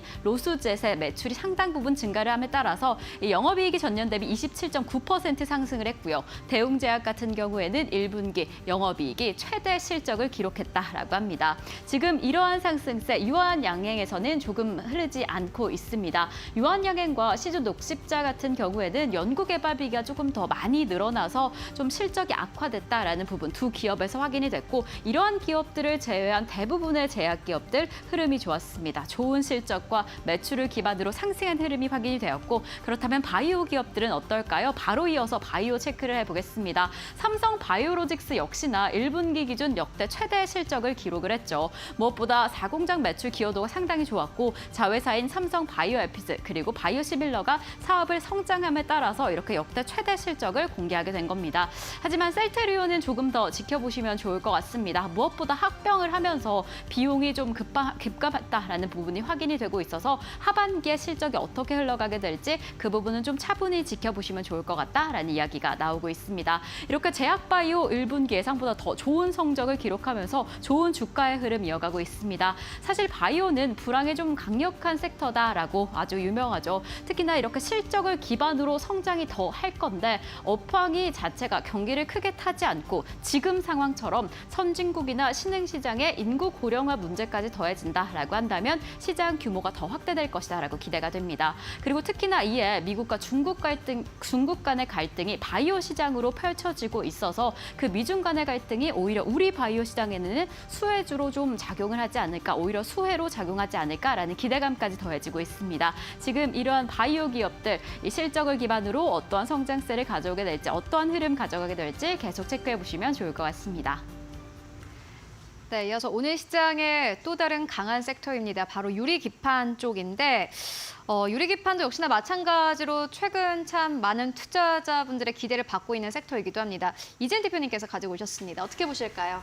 네, 유리기판은 사실 이제 우리 꿈의 기판이다라고 맞아요. 불리면서 또 시장에서 이런 기대감을 계속 가져가게 하는 또 테마 중에 하나가 아닌가라는 생각이 좀 드는데요.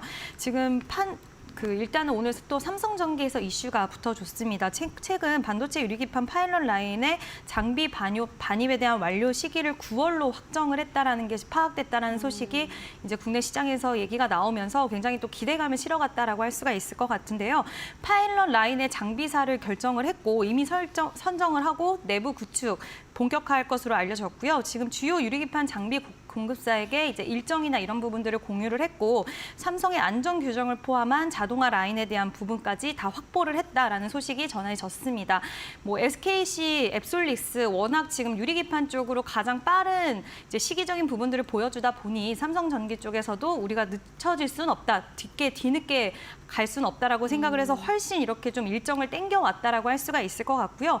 한동안 유리기판 관련주들은 좀 테마성으로 시장에서 약간 분류가 되다가 이제는 꿈의 기판이라고 하면서 계속해서 이슈가 또 따라 붙는 모습들을 보여주면서 굉장히 좀 공공한 그런 자리를 잘 잡아가는 모습들을 보여주고 있고 또 그와 관련된 종목들의 흐름을 보더라도 기술적으로 굉장히 좋은 자리를 계속해서 위치해 나가고 있습니다.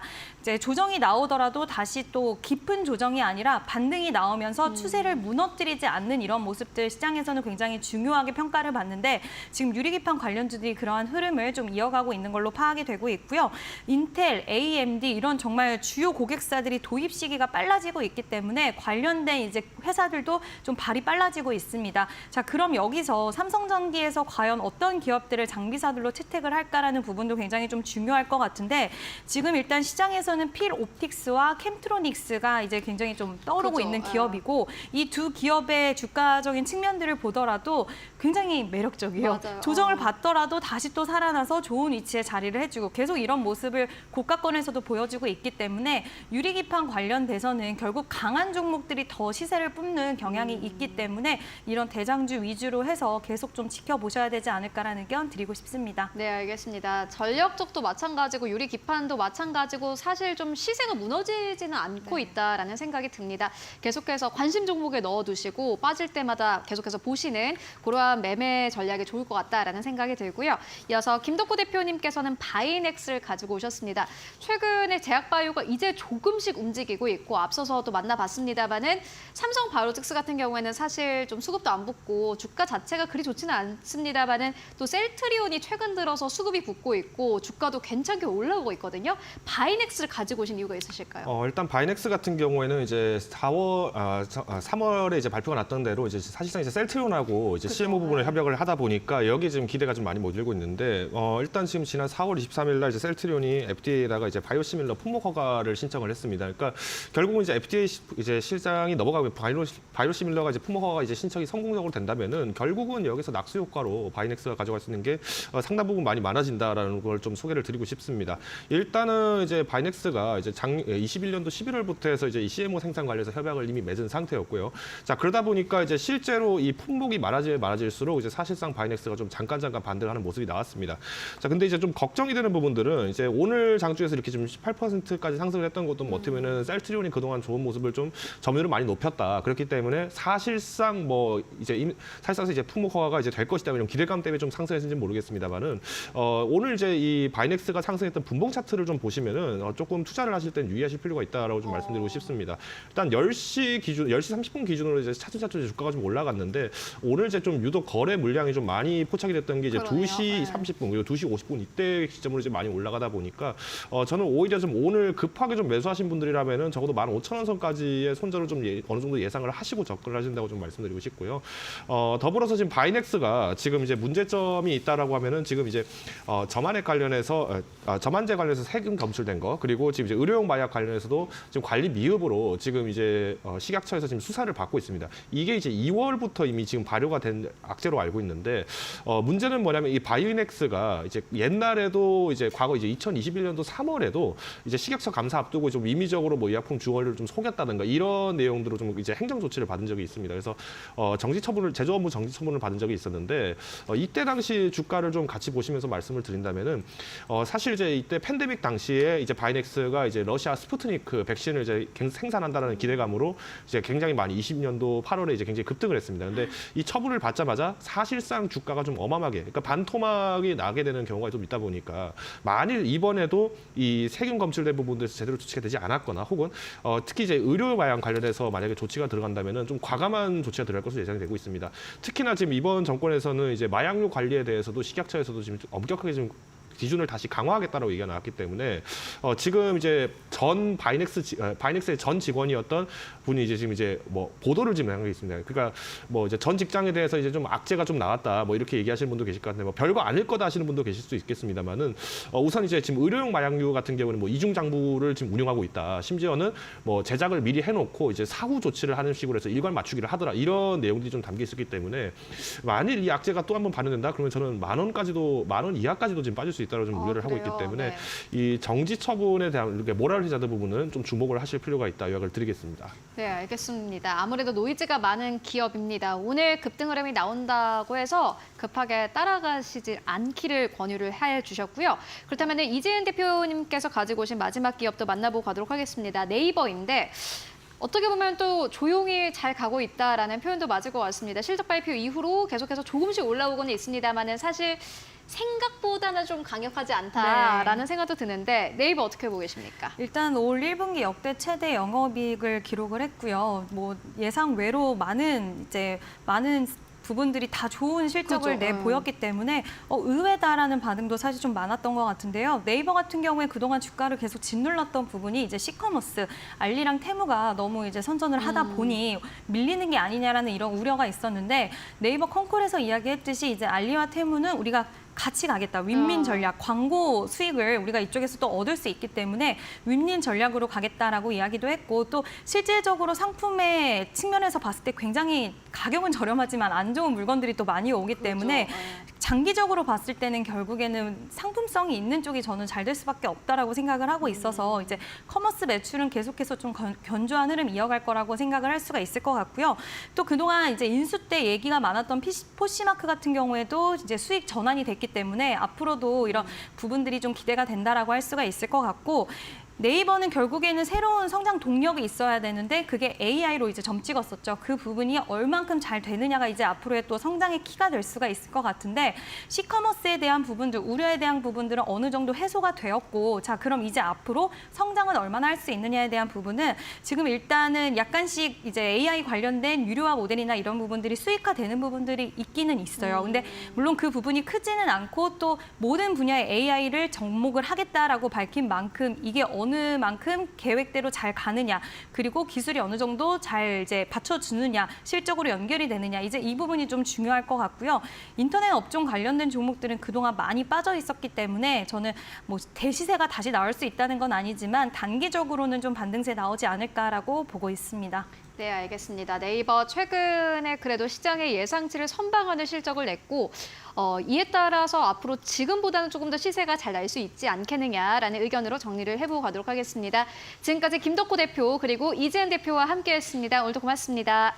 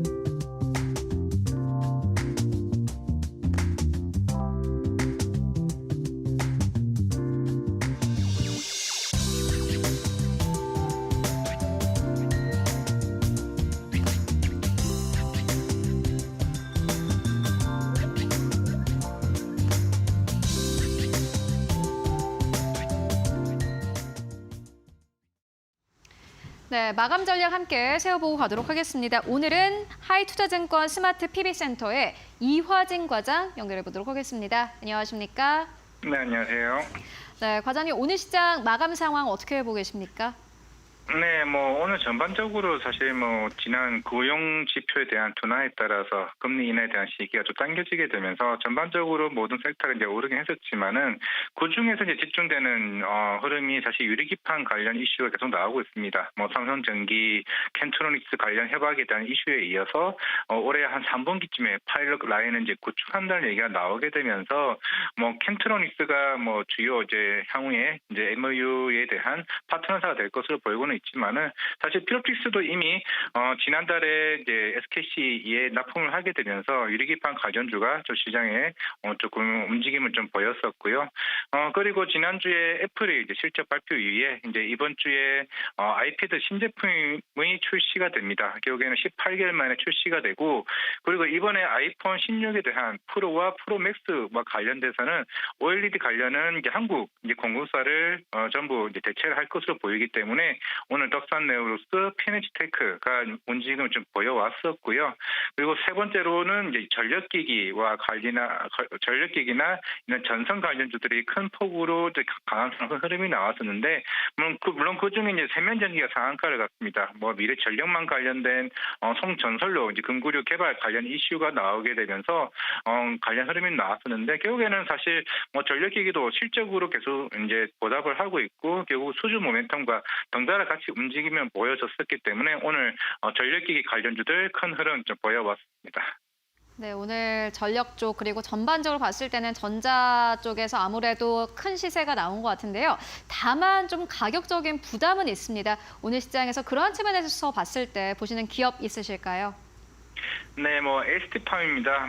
최근 주말에도 계속 이런 이슈가 나왔었고, 이런 올리고 관련 API 자체에서도 올해 하반기 때부터 본격적인 이제 모멘텀이 나올 것으로 보이고 있는데, 최근에 이제 미중 이제 바이오 관련 보안법 이슈로 인해 가지고 실질적으로 우시 바이오 직스의 그 점유율 자체를 이제 ST팜이 어느 정도 충분히 가져갈 수 있는 여력이 있을 것으로 보이고 있습니다. 향후에 그런 이제 생산 라인 증설을 통해서 매출이 좀 본격화 이제 될 것으로 보이고 있기 때문에 RNA 치료제 플랫폼을 통해 가지고 이제 본격적인 성장 궤도에 있고 실적으로 어느 정도 증명해낼 수 있는 좀 회사라고 좀 생각하고 있기 때문에 오늘 52주 신고가를 달성을 하긴 했습니다만은 추가적인 상승 여력은 있다 말씀드리겠습니다. 네, 알겠습니다. ST팜 오늘 신고가 경신했는데 지금보다 더 상승 여력이 있다 이렇게 말씀 주셨습니다. 지금까지 이화진 과장과 함께했습니다. 오늘도 말씀 고맙습니다.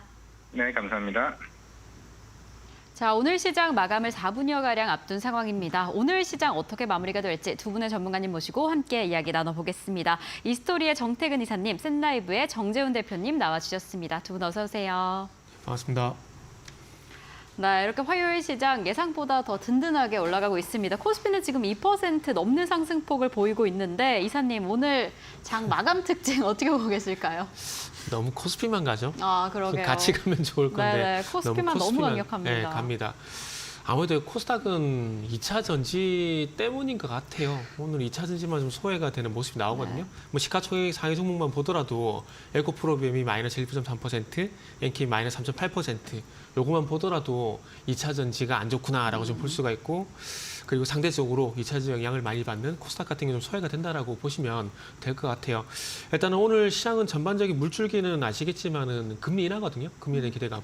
그러니까 원래 이게 맞는 건데 이게 어느 순간 스태그플레이션 얘기도 나오고 금리 인상 얘기도 나오고 그러면서 시장이 조금 의구심을 가졌다가 그걸 파월이 풀어주게 되고 그러면서 또 연준 인사들이 금리에 대한 기대감들 다시 한번 재부활시키게 되면서 지난 2거래일 동안 미국 시장 급등했고 그게 오늘 다 반영이 되고 있는데 반영이 되면서 중요한 건 서두에 말씀드렸듯이 같이 가야 되는데 이게 금리 인하 이슈가 거시경제 이슈잖아요. 네. 그러다 보니까 아무래도 코스닥보다는 코스피 대형주 쪽으로 쏠리는 현상이 나올 수밖에 없거든요.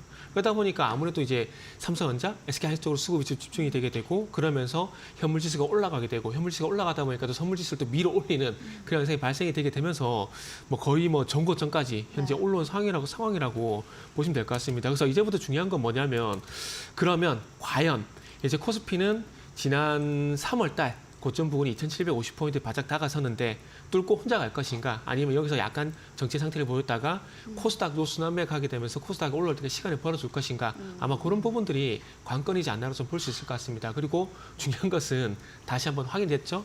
시장 주도주는 반도체다라는 것을 다시 한번 확인시켜줬기 때문에 반도체에 대해서는 더 이상 의심하지 말라 이런 부분들을 다시 한번 확인시켜준 것 같아요. 그리고 엔비디아 같은 경우에는 이제 그 모건 스탠리에서 또 리포트가 나왔죠. $1,000 다시 한번 얘기가 나왔거든요. 그러면서 이 모건 스탠리가 어쨌든 그러니까 2022년도 10월 달에 모건 스탠리가 어쨌든 비행기가 끝나간다는 리포트를 내게 되면서 그때 당시 탑픽을 엔비디아 그리고 우리나라 같은 경우는 SK하이닉스, TSMC 제시했었거든요. 그렇기 때문에 그때 가지고 있던 어떤 그 긍정적인 뷰는 여전히 바뀌지 않았다. 그런 부분들을 다시 한번 확인했다 보시면 될 것 같습니다. 그렇기 때문에 반도체는 의심할 필요가 없고 그리고 또 여기서 중요한 건 뭐냐면 주도주는 항상 대세 하락과 같이 옵니다. 작년에 또 차전지가 7월달 시장 하락과 같이 왔듯이 반도체도 마찬가지로 그렇게 올 거거든요. 그렇기 때문에 아직까지는 반도체를 의심하지 말라라는 말씀을 드리고 싶네요. 네, 오늘 시장 안에서 정말 코스피 강력했는데 이에 반도체의 힘을 다시 한번 확인한 하루가 아니었나 싶습니다. SK하이닉스와 삼성전자가 4% 넘는 상승폭까지 보였던 오늘 시장인데요. 지금 우리 시장은 어떠한 모습으로 마감을 향해 달려가고 있는지 양시장 상황 바로 체크를 해보겠습니다.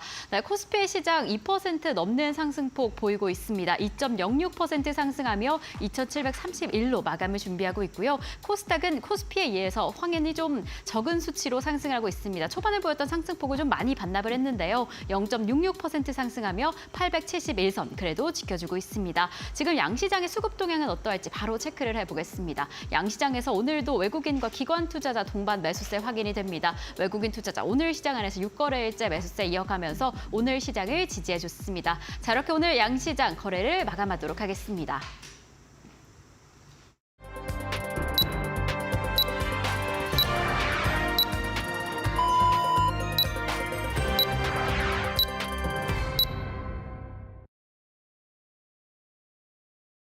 네, 5월 7일 화요일 국내 시장 모두 다 마무리가 됐습니다. 여러분들 오늘도 고생 많으셨습니다. 오늘은 화요일장이지만 한 주를 시작하는 첫 거래일이기도 했습니다. 지난주까지 시장에 대한 불안감이 있었습니다만은 오늘 양시장 모두 다 상승세 나왔습니다. 특히나 우리 시장이 쉬어가는 사이 여러 가지 호재성 뉴스가 있었고요. 금리 인하에 대한 내러티브가 그래도 이전보다는 조금 더 확실시된 듯합니다. 그렇다면 오늘 시장에서 어떤 업종들이 움직였을지 함께 테마별로 만나보시죠. 함께 마켓 스핀을 통해서 알아보도록 하겠습니다. 먼저 오늘 단기 테마 쪽으로 봤을 때는 구리 쪽이 강력하게 올라왔습니다. 오늘 전력 쪽이 아주 강력한 상승 흐름을 보였고 구리 업종은 4% 그리고 원전 쪽도 3.5% 이상 상승 흐름 나왔습니다. 장기 테마 쪽으로 봤을 때 유리 기판도 역시나 마찬가지로 5% 가까운 상승세 그리고 실적 테마로 봤을 때는 변압기 쪽이 강했습니다. 7% 이상 강세 오늘 전체적인 시장 봤을 때 여러분들도 보시다시피 전력 기기 쪽이 오늘 아주 강력하게 움직였습니다. 반도체 소부장 쪽에서는 반도체 소재 쪽이 오늘 시장에서 아주 강력하게 움직였고요. 전체 업종을 봤을 때는 조선 업종이 오늘 시장에서 3.5% 이상 상승세 그리고 전기전자 업종이 2.8% 이상 급등 흐름이 나왔고 오늘 상장한 기업입니다. 코칩은 58% 이상 급등하면서 거래 마감했습니다. 공모가 대비해서 58% 이상의 상승 흐름을 보여준 거고요. 세명전기가 오늘 시장에서 상한가에 도달하면서 상한가 풀리지 않고 거래 마감했고 제일전기공업도 역시나 마찬가지로 상한가로 거래 마감했습니다. 미코도 역시나 마찬가지로 상한가 거래 마감했고요. 스카이문 테크놀로지도 역시나 마찬가지로 상한가 안착하면서 거래 마감했습니다. 오늘 시장 상황이 좋았던 만큼 상한가를 기록한 기업들이 이전보다 더 많은 것을 확인할 수 있고요. 그리고 지난 금요일장에서는 거래 대금이 8조 원이 조금 안 됐는데 오늘 거래 대금 자체도 굉장히 좋았습니다. 10조 원대 넘어갔기 때문에 오늘 전체적으로 시장 정말 좋았습니다. 그렇다면은 지수는 어느 정도에서 마감했을지 지수 마감 상황도 함께 만나보도록 하겠습니다. 네, 오늘 양시장 모두 다 상승하면서 거래 마감했습니다. 코스피가 2% 이상 상승하면서 2,734선에서 거래 마감했고요. 오늘 코스닥 지수는 0.66% 상승세 871선에서 거래 마감했습니다. 코스피 200이 오늘 372선까지 올라가면서 거래 마감했고요. 그리고 오늘 아무래도 시장이 좋았던 만큼 신고가 경신하는 기업들도 꽤 많았습니다. 그렇다면 오늘 시장 시가총액 1위권부터 5위권까지 흐름은 어땠을지 대형주들 흐름 함께 만나보고 가시죠. 네, 오늘 삼성전자, SK하이닉스 강했습니다. 삼성전자의 경우에는 8만 원대 넘어섰습니다. 8만 1,000원대까지 넘어서면서 거래 마감했고요. SK하이닉스도 역시나 마찬가지로 3.7% 이상의 상승세 177만 9,600원대까지 올라가면서 거래 마감했습니다. 삼성전자, SK하이닉스 나란히 오늘 시장에서 아주 강력한 흐름을 보여준 가운데 LG엔솔은 사실 지수 대비하면 거의 하락한 것과 마찬가지입니다. 강보합에서 거래 마감했고요. 39만 1,500원대, 삼성바이오로직스 1.8% 이상 상승세 78만 5천원대에서 거래 마감했습니다. 다만 삼성바이오로직스는 다른 바이오 기업들 대비해서 주가 자체가 좀 지지부진한 상황입니다. 6위권부터 10위권까지를 함께 만나보시죠. 네, 현대차와 기아도 역시나 마찬가지로 상승하면서 거래 마감했는데 전체 지수 대비해서는 약간 좀 부진했고요. 기아가 오늘 시장에서 1.5% 넘게 상승하면서 11만 5,700원대. 그나마 자동차 기업들 가운데서는 조금 강력했고 셀트리온이 오늘 시장에서 3% 가깝게 상승하면서 거래 마감했습니다. 19만 4,400원대. 최근 들어서 셀트리온 쪽으로는 기관의 수급이 계속해서 붙고 있습니다. 포스코홀딩스 오늘 시장에서 0.7% 상승, 네이버도 0.1% 상승세. 오늘 1위권부터 10위권까지 봤을 때는 사실 삼성전자와 SK하이닉스 제외하고는 이렇다 할 움직임을 나타낸 기업들은 없었습니다. 그렇다면은 오늘 코스닥 1위권부터 5위권까지는 어땠을까요? 함께 만나보시죠. 네, 오늘 코스닥 1위권부터 5위권까지도 사실 비슷합니다. 지수 자체는 괜찮았는데 그럼에도 불구하고 급락이 나온 종목들이 더 많았습니다. 에코프로비엠 1% 넘게 빠지고 엔캠이 3.8% 넘게 빠진 모습 함께 확인할 수 있습니다. HLB가 1.6% 이상 상승세 10만 4,100원대에서 거래 마감했습니다. 전체 지수 대비해서는 상승을 보였고요. 알테오젠도 어쨌든 간에 시세 살아있습니다. 17만 7천원대에서 거래 마감했습니다. 오늘 코스피 코스닥 양시장에서 모두 다 전력 관련 기기들이 종목들이 상승 흐름을 보였고 이렇게 섹터별로 좀 강하다 보니 대형주들이 약간 부진했습니다. 6위권부터 10위권까지는 함께 만나보시죠. 다만 소부장 쪽은 괜찮았는데 리노공업 보시다시피 오늘 시장에서 9% 가깝게 상승하면서 거래 마감했습니다. 외국인 수급도 계속해서 붙고 있고 기관의 수급도 계속해서 붙고 있는 기업이 리노공업입니다. 오늘 코스닥 상장되어 있는 반도체 소부장 쪽이 아주 강했고요. 29만 8천원대까지 올라가면서 거래 마감했고 셀트리온 계열도 강한데 셀트리온 제약이 오늘 시장에서 4% 가깝게 상승 흐름 나오고 있습니다. 제약바이오 안에서 계속해서 순환매 돌면서 최근 들어서 시세 살아나는 기업들이 꽤 많습니다. 계속해서 따라가 보시는 게 오늘 시장을 조금 대응할 만한 포인트가 될 것 같고요. 레인보우 로보틱스 오늘 시장에서 0.7% 상승세 17만 6,600원대. HPSP는 오늘 시장에서 0.6% 상승에 그쳤습니다. 음봉으로 거래 마감했네요. 38,500원대. 그리고 이오테크닉스도 강했습니다. 오늘 시장에서 5.6% 넘게 상승하면서 24만 5천원대까지 올라가면서 오늘 아주 강력한 시세 내면서 거래 마감했습니다. 지금까지 마감 상황 함께 살펴보고 왔습니다. 네, 이렇게 양시장 모두 상승하며 거래를 마쳤습니다. 이러한 상승세 내일은 어떻게 이어지게 될까요? 내일장은 어떻게 준비하면 좋을지 두 분의 전문가님과 이야기 나눠보겠습니다. 자, 정태근 이사님께 먼저 여쭤보겠습니다. 네. 우리가 아까 장 마감 특징 그대로 마감을 했습니다. 네. 내일은 어떻게 대비해 보시면 좋을까요? 내일은 이 단어로 좀 정리를 네. 하고 싶어요. 순환매. 순환매. 물론 오늘 코스피가 2% 넘게 반등 나온 건 상당히 좀 반가운 일이라고 생각을 하고 있습니다. 그런데 이렇게 지속되기는 쉽지 않다라고 생각이 들어요. 왜냐하면은 제가 찬물 끼얹는 건 아니고 오늘 이제 코스피 같은 경우 외국인이 현물이 1조 1,000억이 넘게 매수가 들어왔고 그리고 선물 같은 계약수로 2만 7천 개가 넘게 들어왔거든요. 근데 이런 식으로 계속 매수가 들어오기는 힘들다라는 거죠. 그렇기 때문에 오늘 상승이 나오고 난 다음에 그 브리핑에서 말씀드렸듯이 2,750포인트 부근에서 어쨌든 일시적으로는 전 정체가 나오지 않을까라고 생각이 듭니다. 그렇게 본다면은 지수의 어떤 눈높이를 봤을 때 조금 낮은 위치에 있는 코스닥 쪽으로 가지 않을까. 단순히 코스피가 많이 올라서 코스닥으로 간다라는 것이 아니라 어쨌든 엔비디아가 필두가 되는 상황들이고 우리 금리에 대한 부분은 너무나 당했던 부분들이기 때문에 이건 제자리로 돌아갔다 보는 게 맞는 거거든요. 그렇기 때문에 제자리로 돌아온 상황들 속에서 그렇게 본다라면은 거시경제 아랫단이 업종을 볼 수밖에 없다라고 생각을 하고 있습니다. 그렇게 본다라면은 이전에 그랬던 것처럼 엔비디아 관련돼 가지고 강했었던 반도체 소부장 쪽으로 다시 한번 시선이 돌려질 가능성이 상당히 높다고 볼 수가 있는 것들이죠. 오늘이 어떻게 보면은 그동안 우려감들을 싹 씻어내는 완전하게 그러니까 세차를 하듯이 싹 씻어내는 그런 어떤 흐름이라고 좀 생각을 하고 있거든요. 그렇기 때문에 일단은 그런 부분들을 만들었고 그렇게 본다면 원래 있던 자리로 다시 한번 돌아가게 된다라면은 반도체 소부장 쪽으로 다시 가지 않을까 생각이 듭니다. 그리고 서두에 말씀드렸듯이 순환매 지난주 반도체 시작하기에서도 걱정하는 분이 상당히 좀 많더라고요. 다시 한번 말씀이지만은 주도 업종은요.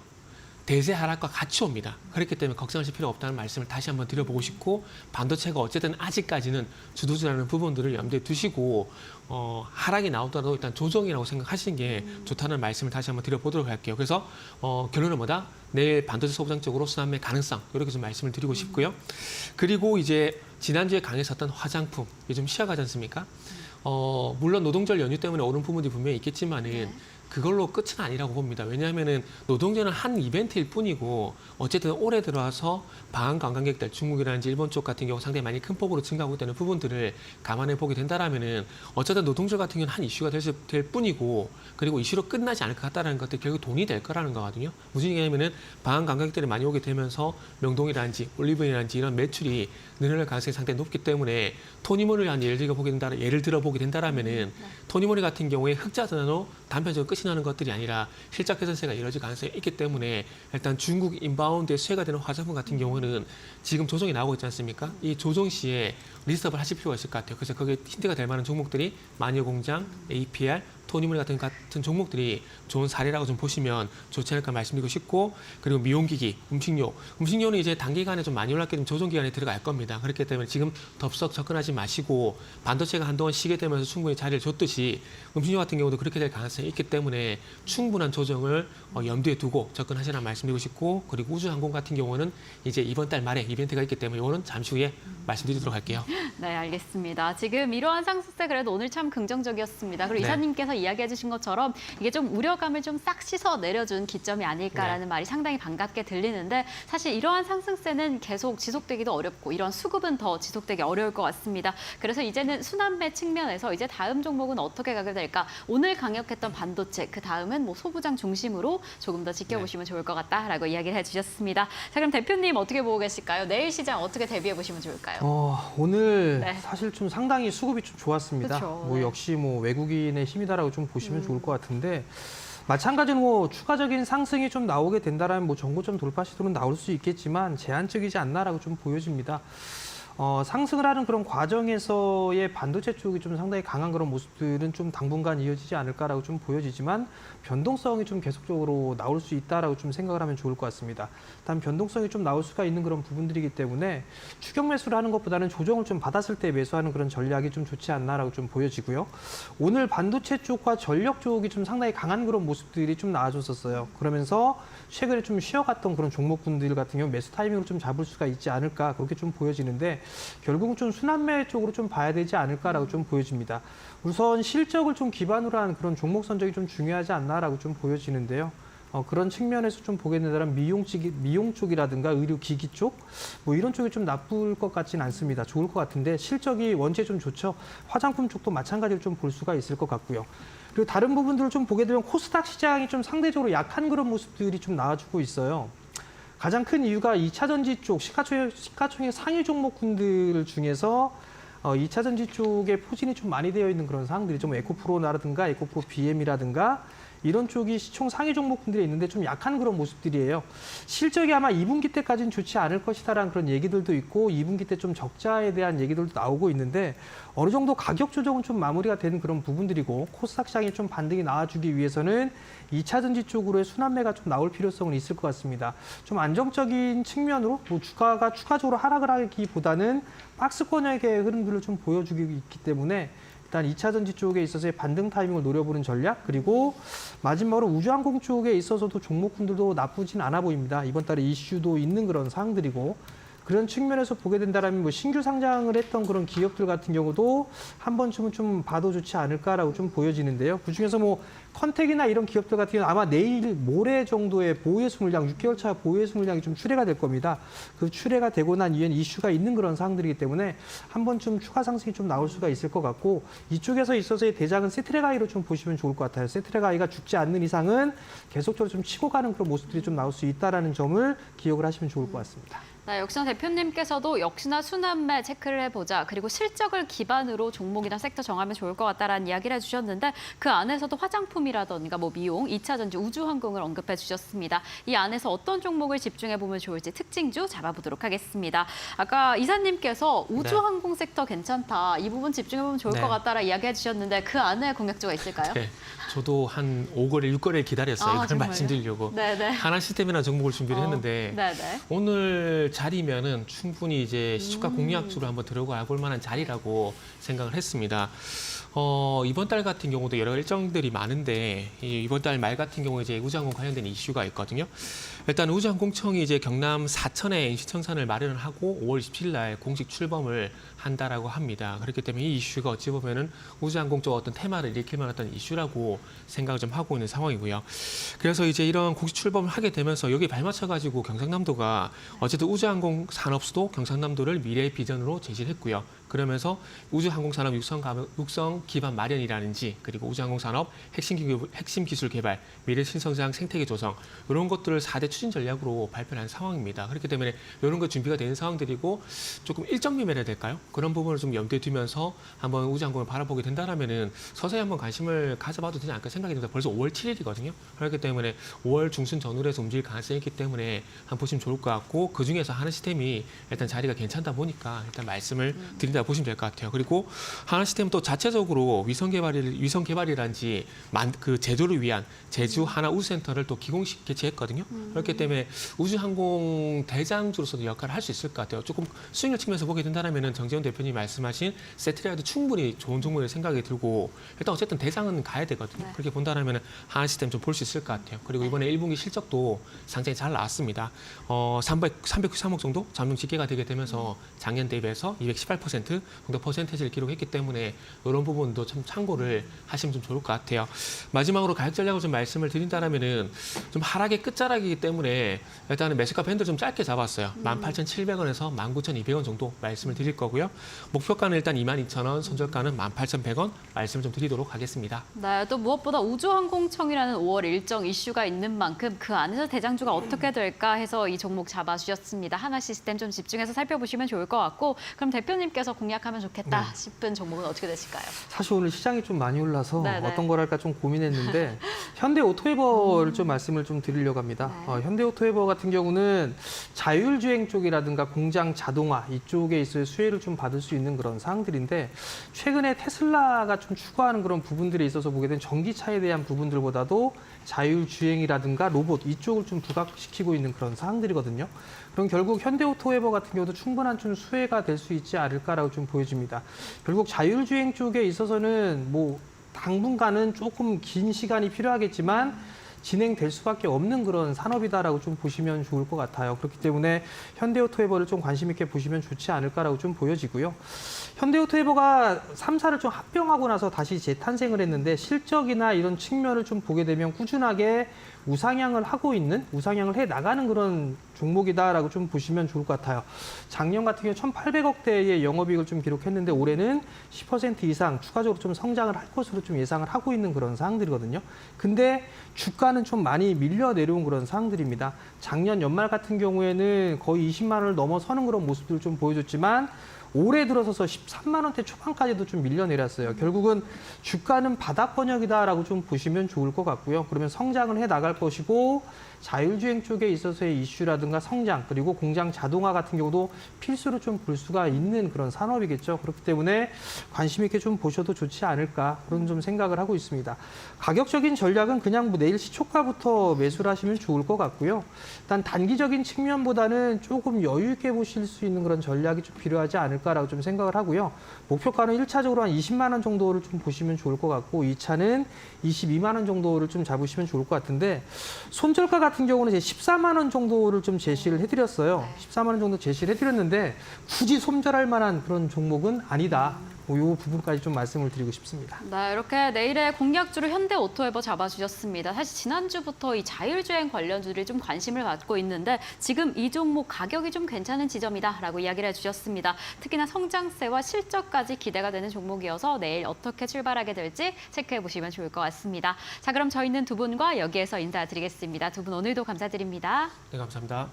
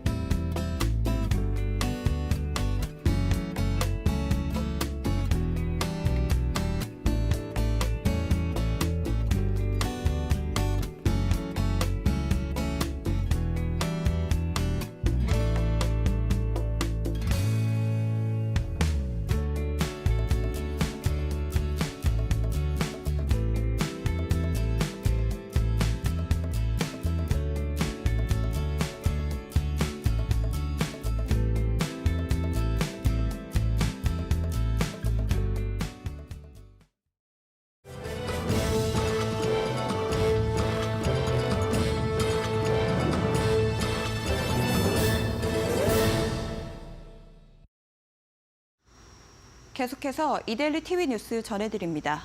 첫 번째 소식입니다. 지난해 코스피 상장 기업들이 연간 41조 원대 규모의 현금 배당을 실시했습니다.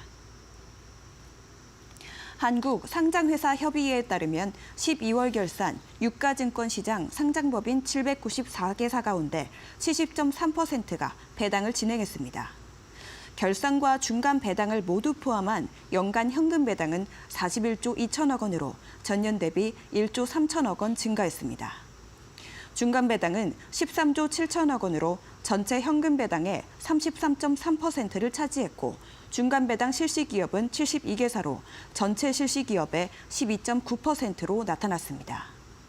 현금 배당을 실시한 기업의 평균 배당 성량은 39.9%로 전년 대비 3.8%포인트 늘었습니다.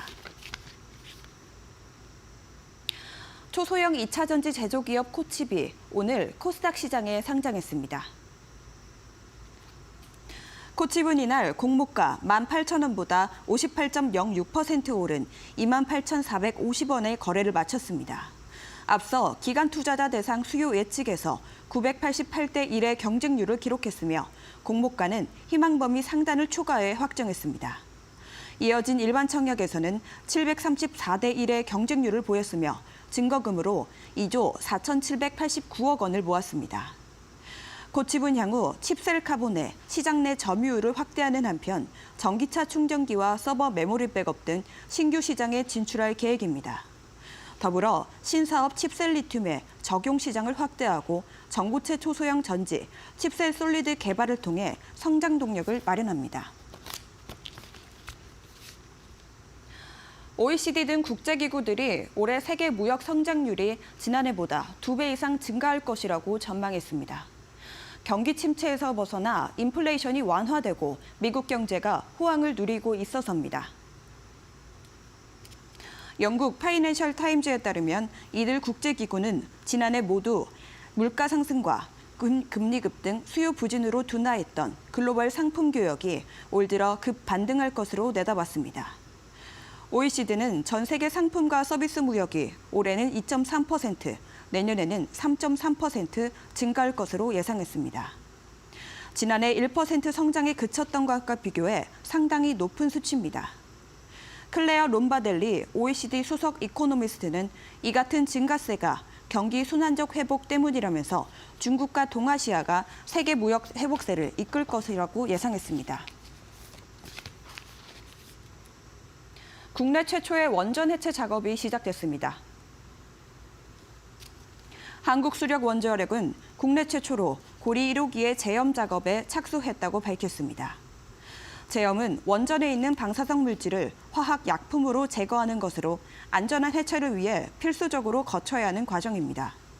제염 이후에 원자력 안전위원회에 해체 승인이 내려지면 고리 1호기의 사용 이후 핵 연료가 반출되고 비방사성 구조물로부터 방사성 구조물 순으로 건물이 철거되며 마지막에는 원전 부지가 나대지로 복원되면서 해체 작업이 완료됩니다. 지금까지 이데일리 TV 뉴스였습니다. 네, 오늘 저희가 준비한 소식은 여기까지입니다. 저희는 내일도 든든하게 함께하겠습니다. 시청해주신 여러분 모두 고맙습니다.